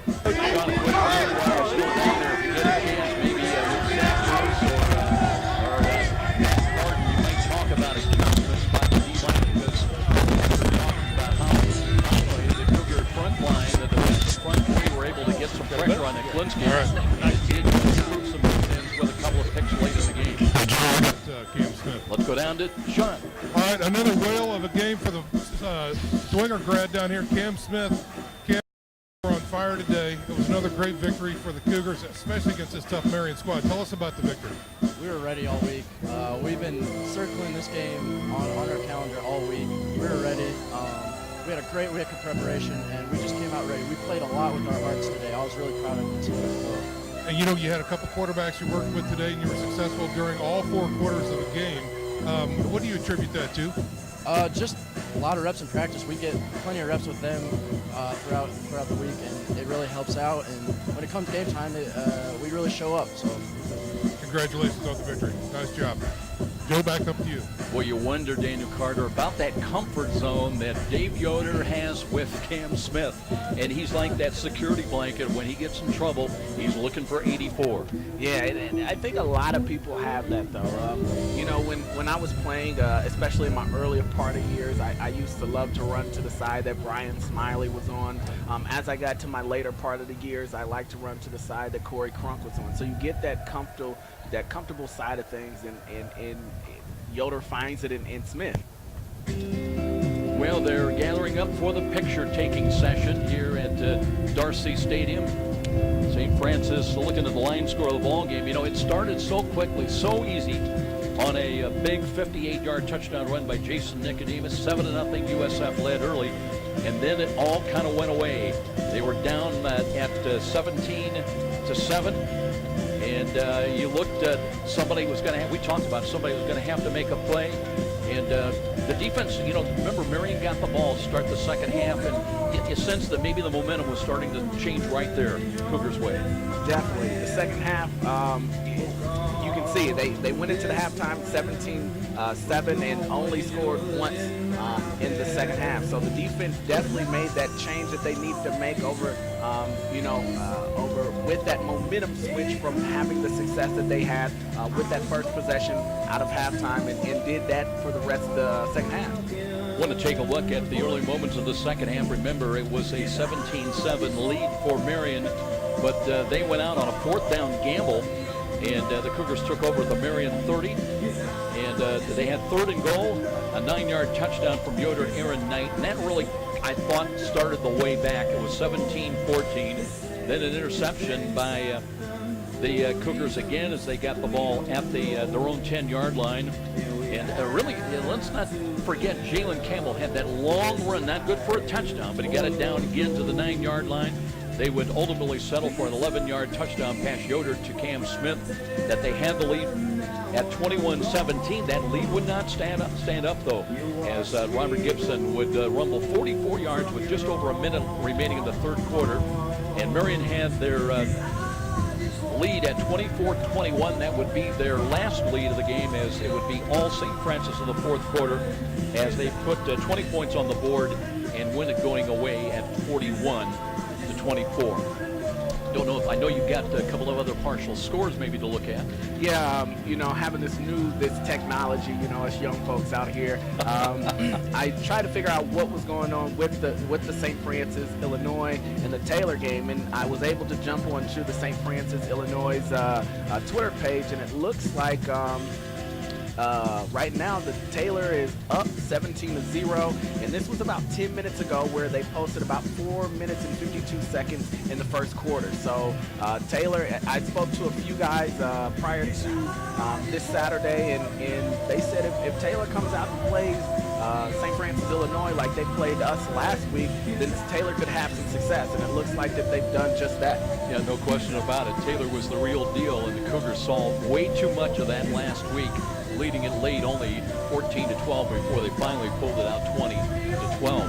Here today, and then from a Marian standpoint, you've got to wonder about maybe one that's getting away, because they needed a win here today, in combination with a Taylor win, and then hoping on the mercy of the Raiders to get them into the top 20 with an automatic bid to make the playoffs. But it did not happen. Great effort by St. Francis in the final 15 minutes with 20 points on the board, shutting out the Marian Knights. Feasting. They had 3 interceptions here today, and 2 of them back-to-back possessions that enabled the St. Francis Cougars to come away with this 41-24 victory. Don't know when we have a look at the final numbers. Tell you what, the only one that counts is on the board as we look out, and it's